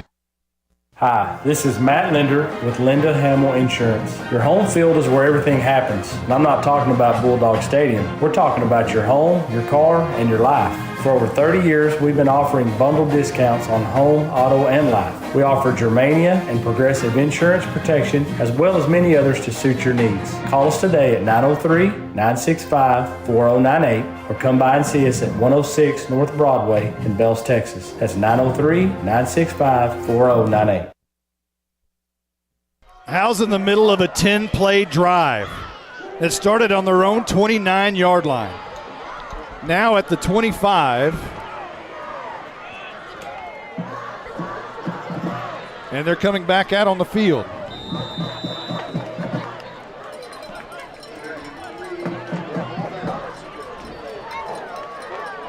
So Haley will lead them out. Rattler in the backfield to his left. Williams still in for Jones, and here's Rattler trying to get away down the line of scrimmage, and he can't escape the one tackle and cramps again for the Honeygrove defensive lineman. And straight down the line at the 25, and now all kinds of cramps all over the place. I mean, there's people all over the place trying to stretch their legs, and most of them right now are in orange jerseys. Like I said, those cramps will take you down, the biggest of men. As you got two guys go down, one of them is getting worked on, the other one kind of walking with a straight leg as an injury timeout. Yeah, the officials are. Ricky Yake's going to pull a hamstring or get a cramp over there. Has it been 10-7 since the first quarter? It has been. Well, since the very early stages of the second quarter. Okay, when it was okay. So to recap this thing while we have some time, the Howe Bulldogs took the ball first at their own 34-yard line, and they drove 13 plays, 59 yards, and took the first score of the game 3-0 on a 25-yard field goal by Jonathan Garcia, the sophomore. And then Honey Grove on the ensuing kickoff, Rylan Morris fumbled on the very first time he touched the football on the kick return, and that gave Howe the ball, but they were unable to score on it. They turned it over on downs, and Honey Grove took it at their own 6-yard line, went 4 plays, 94 yards, took a minute 27 off the clock, and took the lead 7-3 with 2:11 left to go in the first. And we thought we were going to have a big, huge scoring fest, but we're not. Howe scored later on a 12-yard touchdown by Austin Haley, and that's been all the scoring. Haley in the gun, he's going to try to run it, and he runs over right side, runs right behind his shoulder pads for a first down, and I tell you what, the running of Austin Haley might be the story tonight. I think it has to be the story tonight. Yeah, he took the spot of Cooper Jones kind of and just snapped the ball. It was straight design run, went around right behind the guards, and they had 2 H-backs there behind the right guard and right tackle, and plowed his way forward. I guess the good thing about that is that Cooper was trying to run on the field at that point, but they sent him off. So here's both Daniels and Rattler straddling Haley in the backfield. In the gun, handoff Rattler coming near side, getting a block from Carson Daniels. And Daniels might have missed the block, but Rattler didn't care. He ran right through 2 defenders on his way for a big run inside the 10 to about the 9-yard line. Boy, that was nice seeing Daniels right around that right edge, leading the way. Missed the block there, but yeah, as you said, it didn't matter for Antoine Rattler. Is he able to get a new set of downs? They're inside the 10-yard line. They have not been able to score since the first quarter. It's 1st and goal. They got to get something here. Guys, it's 1st and goal. It's time. It's time. At the 9-yard line, Haley in the gun, both Rattler and Daniels, and this is going to be Rattler again around the right edge, and again he slips down. He tried to make a cut, and he's going to have to get some longer spikes. Yeah, he just tried to get around that corner, and he had a small little opening he could have used, but he just slipped as soon as he made that left turn. That is so unfortunate because he had some room in front of him. So they'll give him 2 yards, and this is the 13th play of the drive coming up. How long has this drive been? Well, it started with 4:16 left to go in the third. About a 6-minute drive. 6-minute drive. 7-minute drive. Haley in the gun. Rattler to his left. And Haley rolls out left, looking in the end zone, flushed out of the pocket under pressure. Now rolling right, throwing it in the end zone, and up and caught in the middle of the end zone in the back corner. It's Cooper Jones, and it's touchdown time in Texas. 9:46, and Howe extends their lead, 16-7, awaiting the PAT. That was all Austin Haley. Rolled to his left, saw nobody, rolled to his right, and just lofted at the very corner of the end zone, and back there was one of the best receivers on the team, and Cooper Jones, all he had to do was catch it. Let it land into his arms.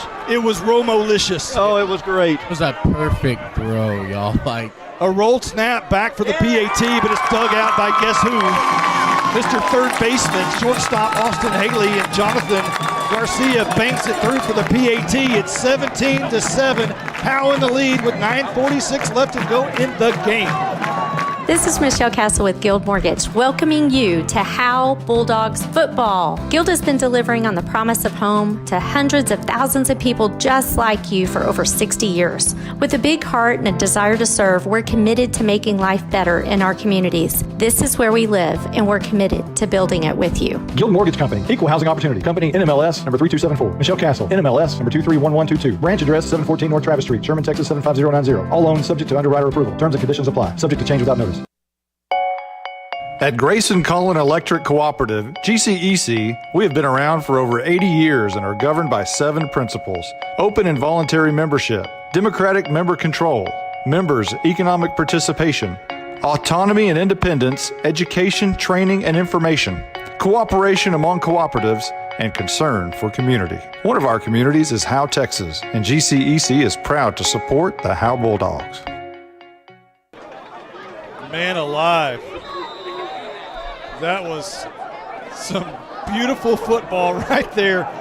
I mean, that's makeshift stuff right there. You can't teach that. You don't work on that in practice. That's just backyard stuff, That's backyard stuff. And I'll tell you what, if you want somebody in your backyard, Austin Haley's the guy you want.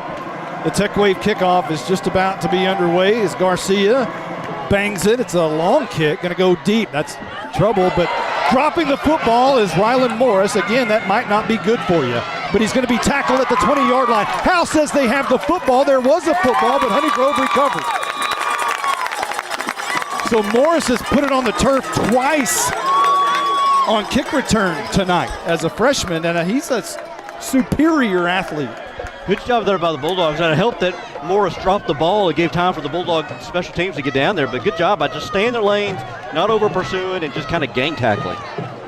So they're going to spot the ball at the 21-yard line. The hit exterior scoring drive recap for Howe was 13 plays, 71 yards. And it took dang near a quarter off the clock. Impressive. Here's a jet sweep going from one side to the other, and I think that's going to be Morris who's caught in the backfield. A great play by the defense. There's some confusion going in the backfield because that jet sweep, that was not a smooth handoff, or at least unless the Bulldogs were back there to disrupt it. That's a 4-yard loss back to the 17-yard line. Clock rolling at 9:09. 2 receivers to the near side. And this is going to be Morris getting the carry on the jet sweep, and he is stuffed on the left side of the line. That's Malin Walker came in there. As soon as Morris got it, Walker was just waiting for him to come into his arms like he was giving him a hug, and then just held on to him till the whistle blew. So that's 2 negative plays in a row. So they'll spot it inside the 15 at the 14-yard line. Honey Grove going backwards 7 yards since first down. Clock rolling at 8:37. I said the clock keeps ticking. You said it. Stay home. Shotgun formation for Morrison. 2 receivers near side. Rolls that way. Under pressure. And he's going to throw the deep ball. It's nowhere near. Austin Haley and Tristan Williams both put their arms in the air, smartly stay away from Rylan Morris, who was the intended receiver. They just stayed away from him because they knew it was overthrown and didn't want to draw the penalty. Well, what you've done here with this defense on the first 2 downs is you made Honey Grove into a passing team, and that's something that they're not, is Morrison just kind of threw that up for grabs, maybe trying to get a pass interference and get it. Let me ask you this question, boys. When you get the football back with about 8 minutes, hopefully, if nothing goes wrong here, are you going to run the football, kill the clock, or are you going to play to win? Or play, not saying that run the football isn't trying to play to win, but what do? What kind of philosophy are you going to take on this drive right here? Because it's very important, the decision that you make, whether you want to try to keep putting the hammer down or run the football, kill the clock, try to get out of here. I think on a 22-game losing streak, I think right now you try to run the ball and kill the clock. If it presents itself a 3rd and long, then maybe you kind of a screen pass or a dump off like that, but I'm kind of want to play it safe. That's just me, though. Take a shot on first down right here. End it. 8:11 on the clock as Howe comes back on the field. Ball in the middle of the field, Howe traveling left to right. From their own 49-yard line, just shy of midfield after the punt. Rattler standing next to Haley, who's in the gun. Man comes in motion is Colin Murphy. They fake the jet, hand it to Rattler. Right up the middle, he's shot out of a cannon. 45, flag down, 40, 35, 30, 20, 15. Kiss him goodbye. Oh, he's bumped out of bounds at about the 3. There's a flag. But a flag is at the line of scrimmage, and it's a holding call against Howe. Oh, that was a dagger in the heart. I tell you, he is, every time he's getting the ball, he, like you said, he is shot out of a cannon like it's a race to the finish line. But as soon as he crossed the line of scrimmage, the flag came out. Oh, man. If something goes wrong here, you're going to put a star by that one as well, the holding call. Because that was a dagger. That was a dagger in this football game. The thing is now they all got to come back. Rattler done ran 50 yards now. Not only that, but they're backed up 10 yards, back to the 39-yard line. Rattler's helmet came off on the tackle, so he can't go back in. Oh, yeah.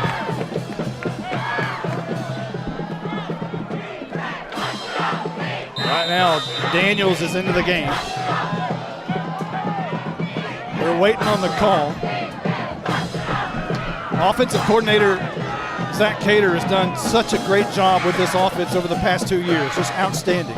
Really is. Man in motion is Murphy from left to right. He gets it on the jet sweep, coming near side, looking for a block. Riding right behind Daniels, and he gets a good run right behind the Moose. I liked it. Got the jet sweep, and yeah, got Daniels right there leading the way. Put his hand on his backside and said, "Lead me, big boy." Hey, if I were Colin Murphy, I'd be hiding behind Daniels too. No kidding. Riding his coattails. Ball on the Honey Grove side at the 46. That sets up a 2nd down and 5. Man, that was a long run, but not enough for a first down. Well, the penalty, yeah. Man, gosh, that penalty set him real back. And penalties have been crucial on both teams tonight, not just one. 3 receivers up top. Jones all alone down here at the bottom. Haley in the gun. Handoff Daniels. Right up the middle. He has a big seam. He runs over a defender, pushes him out of the way at the 30. I tell you, you give Carson Daniels, you give him some room to run and let him build up speed. He's like a diesel engine. He just needs to get some momentum, get him something going. It's like pushing a car. Yeah. It's hard to get started, but once you push it, baby, it's going and it ain't going to stop. Yeah, he don't have brakes. Ball at the 35, 1st and 10. Left to right goes Howe. Now they're trying to chew this clock up a little bit. 6:45 on the clock. Rattler back in the game. Man in motion is Ulmer, and Rattler gets the carry right side, and he's met pretty hard, but he's going to gain 4 yards, I believe, to the 31-yard line. I feel like you're starting to instill your will now, the Bulldogs are offensively. They're starting to get a little bit of push up front and starting to get positive yardage. 2, 3, 4, 10 yards a clip almost here on each run. What do you think, Monty? You think they should have been conservative or just hammer it home? Or each team still has all timeouts left. So this thing ain't over. Oh, no. We're a long way from the gun. But do you try to go in the air for it? In the air, any? Just keep it on the ground. I think as long as you got Rattler doing Rattler's thing, I think that's what you hang on to, and they're going to do that here on 2nd down, and he'll gain maybe 2. So that sets up a 3rd down and an interesting call coming up. Flag, too. Oh, the flag is down. The flags have just been the Achilles heel tonight. And Zach Cater kind of, his shoulders slump over his shoes, and he swings his arms, and you know the body language, and you know who it's against. And it's interesting how Zach Cater, he stands about, about 30 yards behind the play and kind of watch it on the opposite side of the ball and kind of watches from afar and then calls the play to assistant coaches, and they translate it onto the field. Don't be giving secrets away. Honey Grove doesn't do that. Ball at the 36. Give them that advantage. Now both backs are in, Rattler and Daniels. They'll straddle Haley. 2 receivers on the left. Jones down here at the bottom. Clock at 5:32. Haley's going to keep it up the middle. He pulls it out of Rattler's gut, spins out of a tackle inside the 30 to the 28. They'll say he got down at the 29. you said earlier, when you have that option, when you can run the ball with your running back, you can pass the ball to your receiver, or your quarterback can run the ball. It just gives you so many different options, so many different opportunities offensively, and so many things for Coach Cater. It's third down and about 5, or 3 rather. Third down and 3, and the Wild Dog package has come in. A 2 tight set. And they're letting that play clock go down to, it's down to 7 right now. Actually, it's 1 tight end, but 2 backs. Wild Dog, right side, Cooper Jones tries to run over his way to the first down marker, and he did. It's a first down on the Wild Dog. They're feeling it. They're starting to feel it right now. Ball at the 23-yard line. 4:43 to go in the game. They get a first down. I feel the monkey crawling down a little bit. It's getting off. They're feeling it now. They're starting to get. There may be the monkey toe may be on the ground. But that monkey can jump back up. Fall it down just a little bit. Just loosen its grip. 4:24 and rolling. Remember, everybody has their timeouts. That's crucial. Handoff Daniels.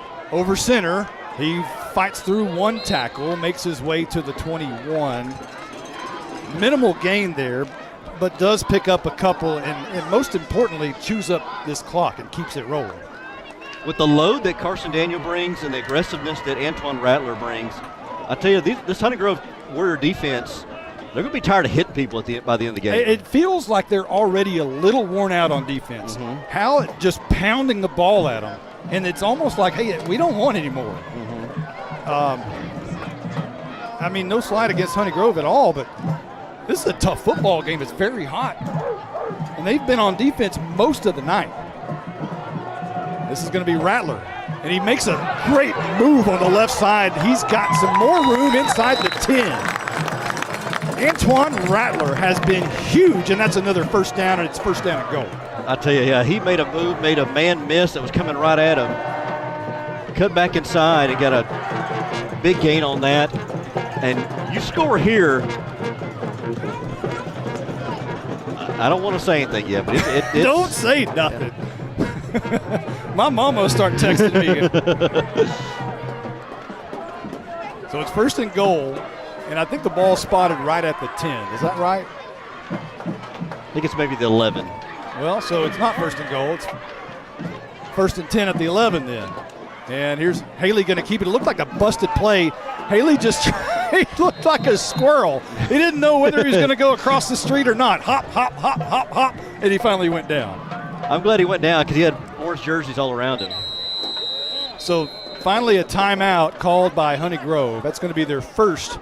They still have 2 left. There's 2:36 on the clock. We'll be right back. You might know that State Farm agent Corey Hernandez has great service. Corey is your good neighbor after all. But did you know State Farm has surprisingly great rates too? That's right. State Farm agent Corey Hernandez is here to help you select the right protection at the right price. Corey will make sure you understand your State Farm coverages so you'll know what to expect if the unexpected happens. Call State Farm agent Corey Hernandez at 903-893-8400 or visit insurancequotetexoma.com. When you want the real deal, like a good neighbor, State Farm is there. Welcome back. Howe really, they're 2 minutes and 36 seconds away from something very special. And Honey Grove just burned their first of 3 timeouts, so they have 2 in the pocket. But trail Howe by 10. Not over by any means whatsoever. 2 minutes can be an eternity.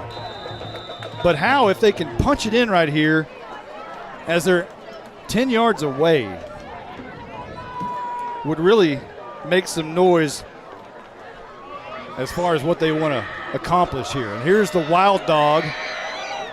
Snap to Jones, right tackle, running over a couple of defenders. They'll mark him at about the 6-yard line. And hopefully, you know, what Howe wants is that to force another timeout by Shane Fletcher, but so far that hasn't happened. And it's 3rd down and 4 for the Bulldogs. I'm talking about the tough running by Carson Daniels and Antoine Rattler. Add Cooper Jones to that too. He runs with authority and his head down. I tell you what, after what we've seen the past 2 years, if Howe gets out of this football game allowing 7 points, man. I mean, we were thinking a shootout, no defense. What must you say about Lance Bryan and Andrew Harvey at that point? Here's Cooper Jones. That's Haley. Or Haley, rather. And he's knocked down at about the 7. So another timeout's been called, and it's 4th down and 4. And I would really like Howe to have been more aggressive, perhaps right here in that red zone. But 4th down and 4, are they going to bring out Garcia? And I think they will. I think you do. The sophomore kicker. With a 10-point lead, you feel better. If it were a 7-point lead, you'd kind of be bracing right now. But you got that you got that insurance touchdown earlier, so it appears that Garcia will be attempting somewhat of like a PAT. No, not a PAT, but it's a little bit further back. It's about 17 yards. Well, so a 27-yard field goal, perhaps. We'll see where they spot the tee. So they're going to spot it. Maybe a 24-yard. Yeah, at the 14-yard line. So a 24-yard field goal attempt by Jonathan Garcia, the sophomore. 1:39 on the clock. Haley to hold. The snap is back. I believe there's offsides on Bo Stevens on the right side of the line. The kick was good. That may be offsides. It could be against Honey Grove. We'll have to see, because Stevens may have been just reacting to the player, and you can, if a player's coming at you, you can react to that. If that is, that would be enough for the first down. Well, the officials are talking about it. Everybody's waiting. All the coaches are dressed in black tonight. They're all standing there looking at the officials, awaiting this call. It's against Honey Grove. Holy cow. So the players are saying go for it. We've got a yard. Players are saying go for it. I say go for it. Get Cooper Jones in the Wild Dog. Yeah, go and let him close this out. There's a minute 35 left, and so scratch out the 24-yard field goal that I had written down, attempt. So now place the ball at the, 3? It's at the 4. 4? Go score. Don't kick it. Kick, there can be 1,000 things go wrong. Go score. I say score it. I say go. Go get a yard for me. I think you got to get a yard too. Now here we go. The whistles. Let's see what happens here. Was it not 4th and 5? Well, I guess we're not ready to go.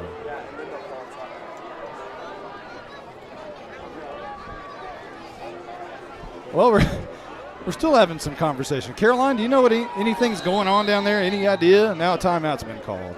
I guess we better take one too. It is 17-7. Howe in the lead, trying to close it out. $1:35 left. We'll be right back. Since 2011, Scoggins Funeral Home and Crematory has walked with hundreds of families through the most overwhelming time of their lives. Their job is simple: to make this season a little easier. What you can expect is a no-pressure, people-first philosophy, custom services for memorials that you'll remember forever, and reasonable pricing. Tommy and Bobby K. Scoggins have built a reputation over the past 30 years in the funeral business for making every family feel at home. Visit ScogginsFuneralHome.com or call 903-482-5225. Honey Grove down to one timeout now after they called that. I think the game planning tonight from the timeout. Howe called it? Yeah. Okay, well, they only show one left for Honey Grove on the board. Is that right? They're going to kick it. Okay. They show 2. Oh, no. Yeah, 1 left for them. Coach Bryan was having an issue with the clock not running, and he went ahead and 21-yard field goal attempt by Jonathan Garcia. And now they move out. And Haley's in the gun. And now a flag is down. What are you doing? Oh, my goodness. They were trying to do some trickery there. Getting too cute. Just run the ball. Oh, I tell you what. That's kind of like a few years ago when they were trying to run Wildcat with, what was his name? Oh, gosh. Alan Thornton and Commerce. No, it wasn't, in the rain. It wasn't Thornton. It was the other one, number 5. George Jones? No, Caden Harmon. Yeah. They were trying to run Wildcat with Caden Harmon. they could have had the win in that game, but it didn't work out because of cuteness. So now they'll go back and try this field goal. And it'll be spotted at the 15, which makes a 25-yard field goal attempt. It's on the tee. Garcia's kick is going to be up, and it is good! Garcia nails it. He's perfect so far in 2022. Can the Bulldogs be? They're a minute 30 away with a 20-7 lead.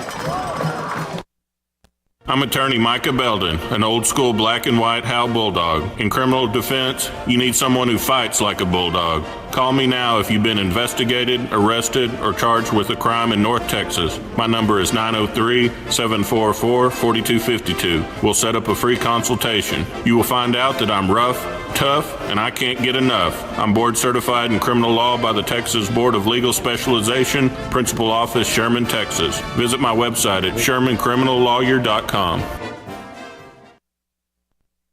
Buying and or selling your next home or property should be an enjoyable experience. At Texoma Land and Home Team, our commitment to the personal relationship of each transaction ensures communication you expect, while assuring that we'll be here the next time you need us. We're not a big box real estate company by design. This freedom allows us to be fully at your service. Texoma Land and Home Team, Renee Nichols Broker, 903-818-1645. Texoma Land and Home Team, for all your real estate needs, 903-818-1645.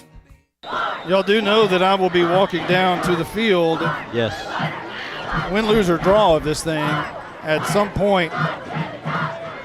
And we will switch with Caroline. And I'm going to try to get an interview with Coach Brian. I'm going to try to get an interview with maybe Austin Haley. Okay. Maybe Antoine Rattler. Anybody else y'all can think of? Maybe Cooper Jones, maybe? Maybe Cooper Jones. Bryce Crosby. Okay, we'll see. I mean, that's a lot. We'll see what we can do. But I know if this thing ends the way they want it to end, I know there's a head coach down there that wants to push a button on my phone. Okay. Wait, you can do it on your phone?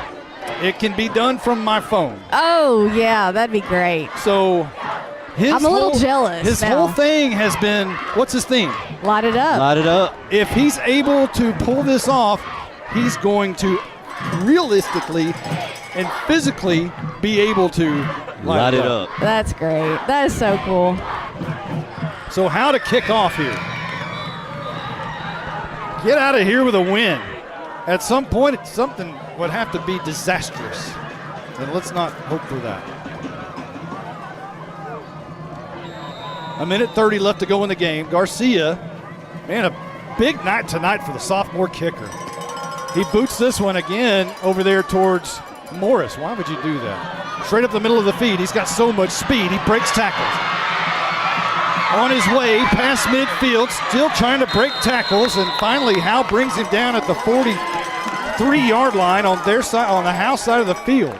I would never kick it to that kid. I'll tell you what, we can never. How can never? That's like kicking it to Cooper Jones. Why would you do that? Never can make it easy, can we?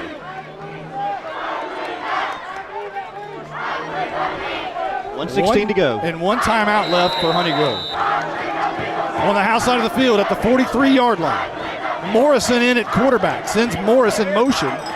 And he wants to throw the home run ball deep down the field. Haley makes a great play. No, it falls into the arms of his receiver. Touchdown, Honey Grove, on a 43-yard strike from Morrison. Right.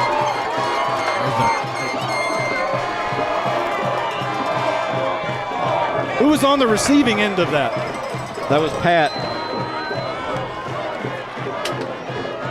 Dre Pat. So now it's just hammered it downfield. 20-13. Now, I thought Haley made a great play on the ball, too. It looked like he had got his left hand in there and tipped it up. Swinging gate. They're going to go for two. The pitch out to Morris, and that's easy. He can just walk it in on the corner. Is that Rue? Well, that's why you scored a field goal earlier. Yep, a touchdown, some insurance. So now it's 20-15. And there's a $1.09 left to go in the football game. We're going to take a quick timeout. We'll be right back. Baker Air Conditioning and Heating has been in business in Howe for over 50 years. They even predate the volleyball program and the marching band. Norman Dickey was the new coach when they opened up. Baker Air Conditioning and Heating has been able to serve the good people of Howe and surrounding areas because, well, they're good people. If you've been told you need expensive repairs, get a second opinion with Baker Air Conditioning and Heating. Call 903-532-6255 or see them at 215 Denny Street. Baker Air Conditioning and Heating. Austin Haley's coming to the sidelines. Oh no, let's hope Haley's okay. Caroline, can you get the mic in there? Coach, I'm starving. I can't keep going. But you're the starting quarterback. Coach, I can't help it. I need something quick. Hang on. Doreen, quick. Go to Sonic, get a burger, tots, and a shake. Make it an M&M blast. Doreen, make that an M&M blast. Large. Coach, I'm sorry, but Sonic of Howe is where you get great food and big smiles. It's not just good. I know, it's Sonic good. Hang on, Doreen, bring me some onion rings. Those things really bring the hammer down. And you know an onside kick is coming, and it did not go 10 yards, I do not believe. Howe's going to have the football on the onside kick, the Tech Wave kickoff. They tried the onside. Unlike Bonham a few years ago, it didn't bounce off of anybody and go back into the arms of the kicking team. They get into the victory formation. Howe's going into the victory formation. How about that? They tried a quick onside, yes. Looked like Honeygrove touched it before it went 10 yards. Which you can't do, and the Bulldogs will get the ball at the Honeygrove 47. Only one timeout for Honeygrove as the ball's at the 47-yard line in Honeygrove territory. Snap it and let's go. Don't screw anything up. Offense comes out. Don't go under center, please. Do your regular snap.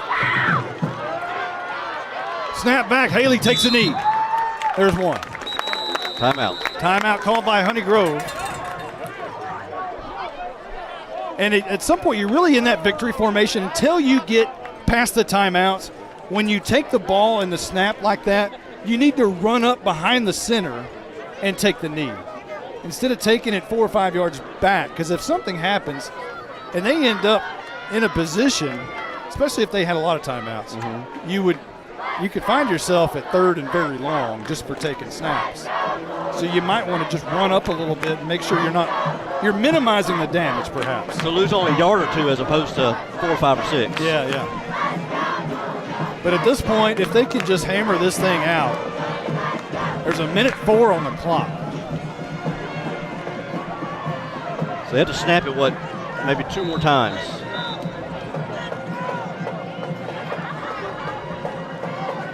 The victory formation includes Haley in the gun, Rattler way behind him about 7 yards. Ulmer and Murphy are the upbacks, and Haley takes the knee, 57 seconds on the clock, and Honeygrove can't stop it. No depth chart needed. Orange.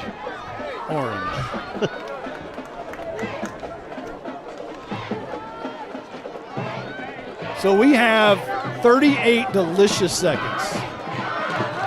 And my wife hates when I say that, but they are delicious. And Haley takes another knee. And that, my friends, that's going to do it. The monkey is off the back. All toes are on the ground. 22 stops in 22. The victory line is coming on downtown. And the Howe Bulldogs are jumping all over themselves. It's been a long time, baby. But the monkey paws are on the ground. And all smiles from head coach Lance Brown. He gets a big hug from his defensive coordinator, Andrew Harvey, as together those two might be the story of the game, as Howe only allowed 15 points in a giveaway at the end of the fourth quarter. It's October 18th. The last time the Bulldogs have won a game. 2019, before COVID. 107 weeks. Before COVID. The last time they won a game, gas was $2 a gallon and a house was affordable. That's how long it's been, guys. That's how long it's been. So Caroline's going to make her way up here, and I'm going to trade positions with her. And Obviously, the Bulldogs are very excited. They're making a victory lap in front of the crowd. Man alive. That is a happy bunch in all white. And that could, that may bring tears to the broadcaster here. A sports cry.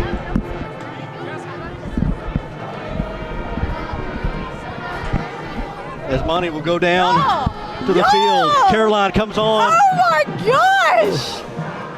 That was incredible. That was every bit of it. These kids deserve it. This program deserves it. I'm jealous he's going down to do the post-game interviews. Could not be happier for this Is town. it not? This is great. Incredible. It's a great night to be a Bulldog. It is. And they made it interesting at the end. I mean, it was not.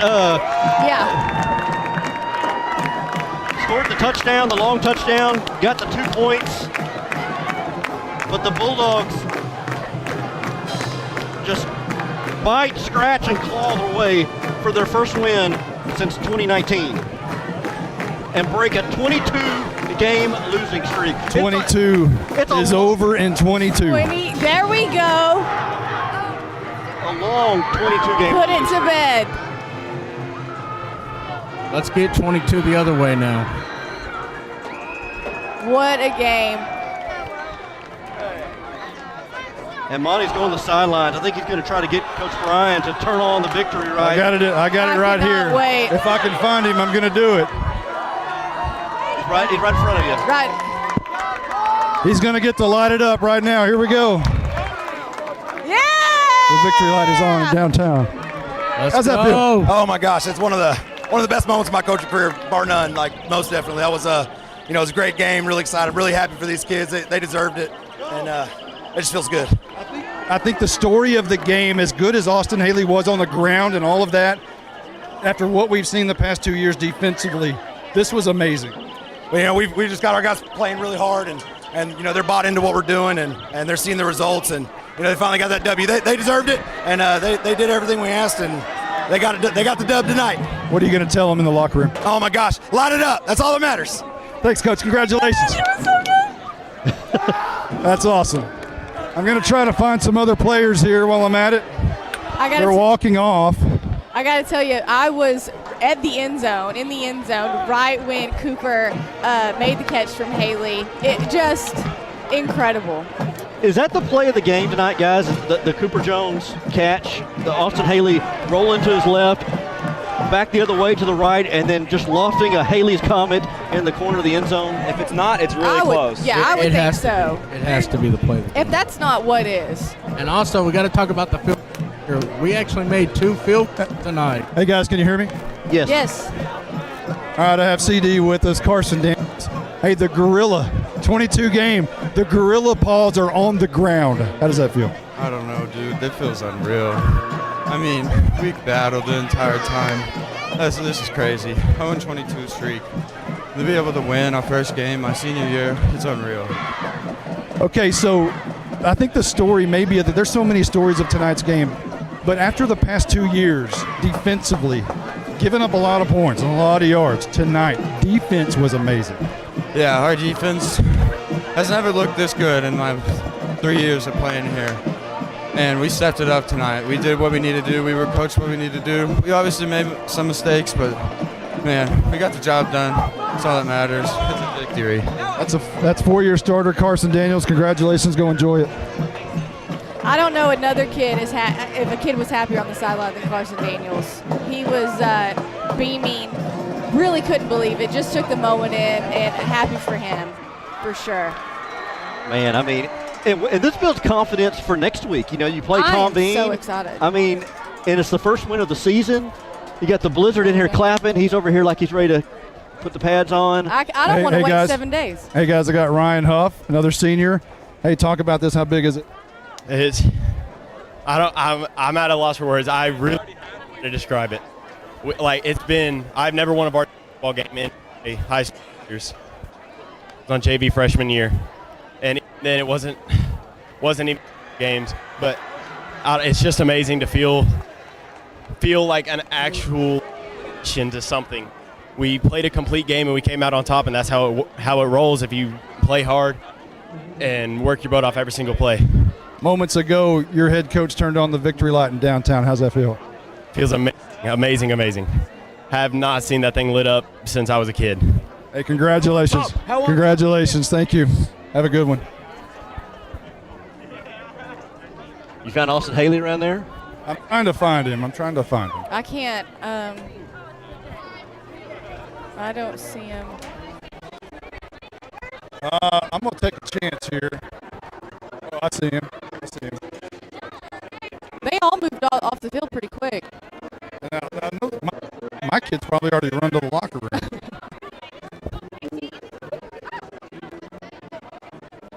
You got him there?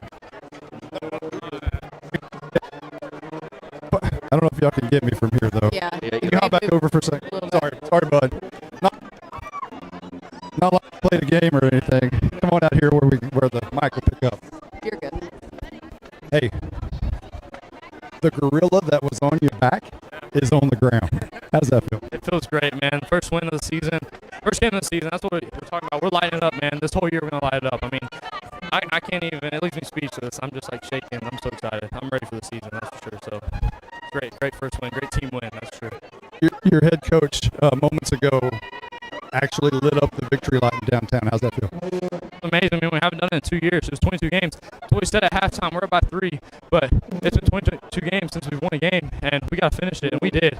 And we stuck our foot on their throat, and we ended it, and it was a great win, man.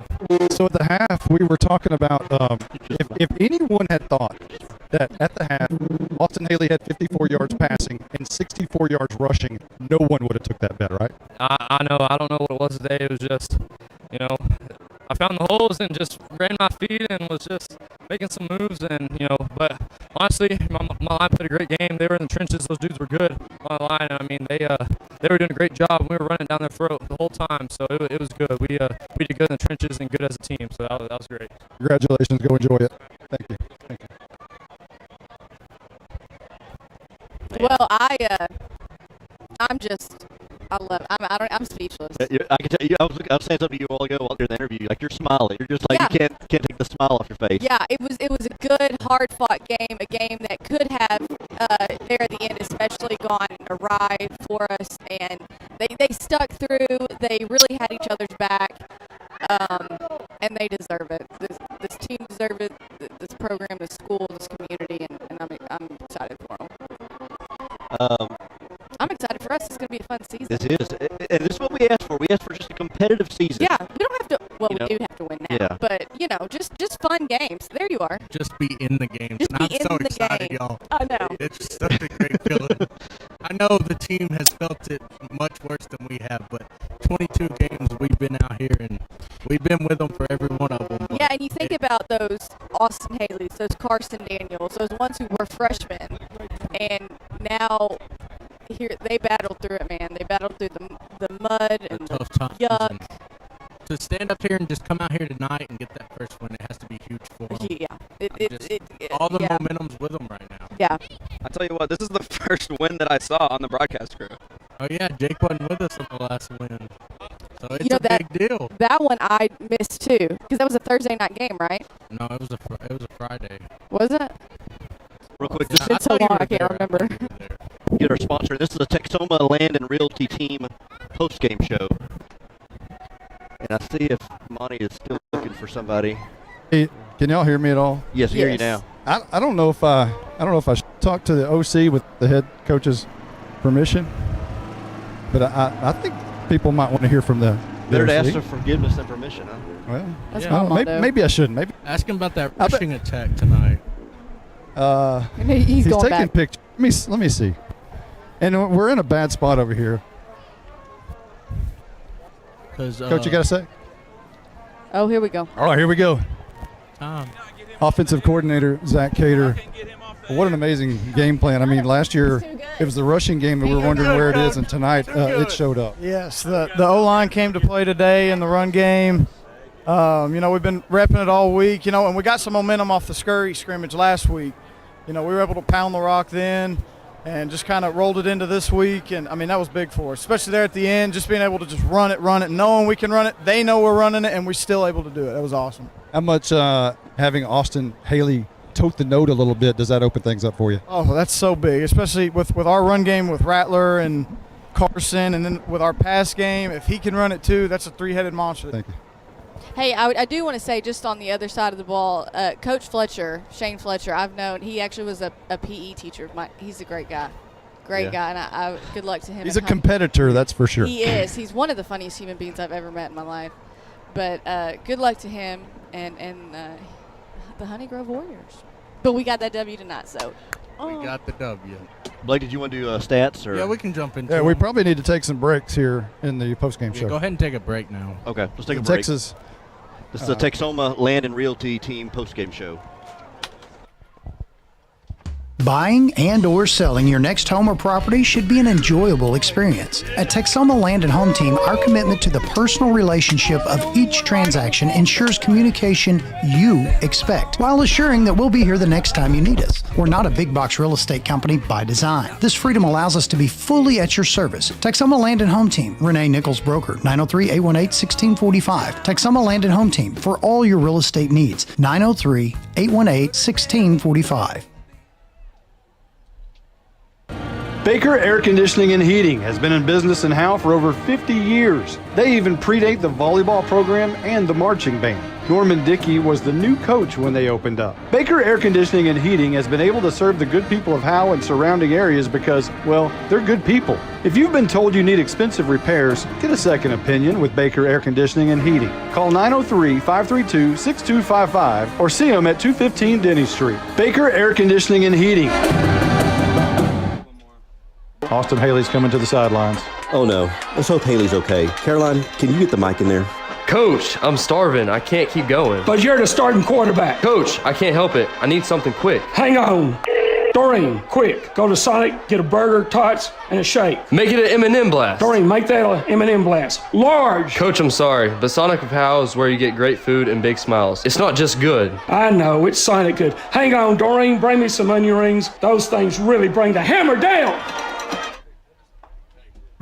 Hello, this is Rosie the Skunk for Atmos Energy. You might think I make a bad smell, but it's nothing compared to the rotten egg smell of a gas leak, because that could be dangerous. If you think you smell, see, or hear signs of a leak, don't do anything that might cause a spark. Leave immediately. Then call 911 and Atmos Energy. There's no gray area here.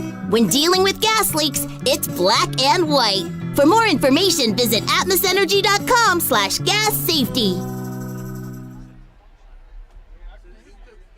Buying and or selling your next home or property should be an enjoyable experience. At Texoma Land and Home Team, our commitment to the personal relationship of each transaction ensures communication you expect, while assuring that we'll be here the next time you need us. We're not a big box real estate company by design. This freedom allows us to be fully at your service. Texoma Land and Home Team, Renee Nichols Broker, 903-818-1645. Texoma Land and Home Team, for all your real estate needs, 903-818-1645. All right, welcome back here to Honey Grove, Texas. The Bulldogs get their first win since October 18th of 2019. They win 20-15 over the Warriors of Honey Grove. They go to 1-0 on the season. We are in the Texoma Land and Realty Team postgame show. Justin White alongside Monty Walker. Yeah, hey, I tell you what, I'm over here in La La Land. Malin came up here. I asked him if he wanted to be interviewed. He said, I don't have the cognitive function right now to do that. Big words there. Well, that's Malin for you. He's just one of those kids. So do we want to do – have we done stats? We have not. Let's do stats first. All right, we'll jump into it. This is the surprising stat of the night. Austin Haley only had 71 yards passing, 9 of 16 for 71 yards and a touchdown. If you would have told anyone in Howe that, they would have laughed. If they would have just laughed at you. They'd said, the game ain't close. We got blown out or something. But the Bulldogs ran the ball for 235 yards as a team tonight on 47 attempts. Antoine Rattler was your leading rusher, 20 carries for 101. Carson Daniels, 10 carries for 18 yards. Austin Haley, 10 carries for 74 yards and a touchdown. Cooper Jones, 6 carries for 26. And Uh-oh. Uh-oh. We lost you. Hang on. Yeah, there.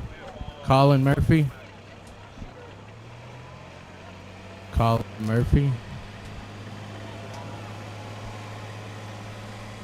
About to get it back on. Colin Murphy There had we go. 1 carry for 16 yards. Cooper Jones had 3 catches for 23 yards and an amazing touchdown in the back corner. Braden Ulmer had 5 catches for 45 yards, and Colin Murphy had 1 catch for 3 yards. Defensively, the Bulldogs were led by Malin Walker with 5 tackles, Matt Hayes with 5 tackles, Colin Murphy 4, Tank Turner with 4, and a forced fumble from Tank. A great game from a JV call-up from 2 days ago. Bryce Crosby, 4 tackles, a sack, a forced fumble, and a pass deflection. Cooper Jones, 4 tackles and a sack and a fumble recovery. Carson Daniels, 3 tackles. Bo Stevens, 1 tackle. Rattler, 2 tackles. And Tristan Williams had a fumble recovery. That's all the stats for the Bulldogs tonight. Okay, we're going to take a quick timeout. When we come back, we're going to do highlights. Independent Financial is proud to support Howe ISD and their hardworking students, teachers, and staff. We share your vision for a brighter tomorrow and a championship season. For every challenge, Independent Financial has you covered. Our team can suggest a wide range of financial products to make your personal banking fast and easy. Plus, we have the know-how to deliver the game-changing business banking solutions. Independent Financial, your community in your corner. Member FDIC, Equal Housing Lender. Who's your local plumber? Brother Plumber. It's good to know someone local and someone you can trust when your home or office drops the ball. Mainline break, 15 yards. Brother Plumber is plumb professional and serves not only Howe, but also all of Grayson County. And you can save yourself 10% if you mention Go Bulldogs. Visit us online at brotherplumber.com. We'd love to help. Brother Plumber is one call away at 469-968-4487. Visit us online at brotherplumber.com. Remember, Go Bulldogs. Hi, this is Matt Linder with Linda Hamill Insurance. Your home field is where everything happens. And I'm not talking about Bulldog Stadium. We're talking about your home, your car, and your life. For over 30 years, we've been offering bundled discounts on home, auto, and life. We offer Germania and Progressive Insurance Protection, as well as many others to suit your needs. Call us today at 903-965-4098 or come by and see us at 106 North Broadway in Bells, Texas. That's 903-965-4098. You're listening to the Texas Land and Home Realty Team Post-Game Show. Now let's go back to the stadium with Caroline Slauson, Justin White, Jake Roberts, and Blake Burnett. And Monty Walker. We're going to do highlights. All right. We'll do that before we wrap this thing up. Okay. So the Howe Bulldogs got the football to start the game. They took it at their own 34-yard line and put together one impressive drive. Now, there were flags incorporated into that drive, as there always are in Game 1, Week 1. Both teams did that. But it was an impressive 13-play, 59-yard drive that capped off on a 25-yard field goal by sophomore Jonathan Garcia. 25-yard attempt from the right hash. The kick is up right down the middle and good. Welcome to varsity Howe Bulldogs, Jonathan Garcia. And that made it 3-0 at the 6-minute mark, as Howe took 6 minutes off the first part of this game before Honey Grove even touched it. And when they touched it, they fumbled it on a kickoff. Rylan Morris, on his very first touch as a varsity player, booted it away, and Howe got the ball at the Honey Grove 14-yard line, but they couldn't do anything with it, turned it over on downs. And then Honey Grove took it at their own 6-yard line and drove 4 plays, 94 yards, took a minute 27 off the clock, and they took the lead on a 47-yard touchdown by Rylan Morris. Just wanted to throw it. Now he's going to tuck it and keep it, and he's got a lot of room. 30, look out. He's gone. 15, 10, 5. So much speed from Rylan Morris. And that made it 7-3 after the PAT and left 2 minutes and 11 seconds left on the clock in the first. Howe took it at their own 29-yard line and moved 6 plays into the second quarter and scored on a 12-yard touchdown by Austin Haley. It's in the backfield. Handoff, no. Haley's going to keep it up the middle. He's in. It's touchdown time in Texas. Austin Haley, who usually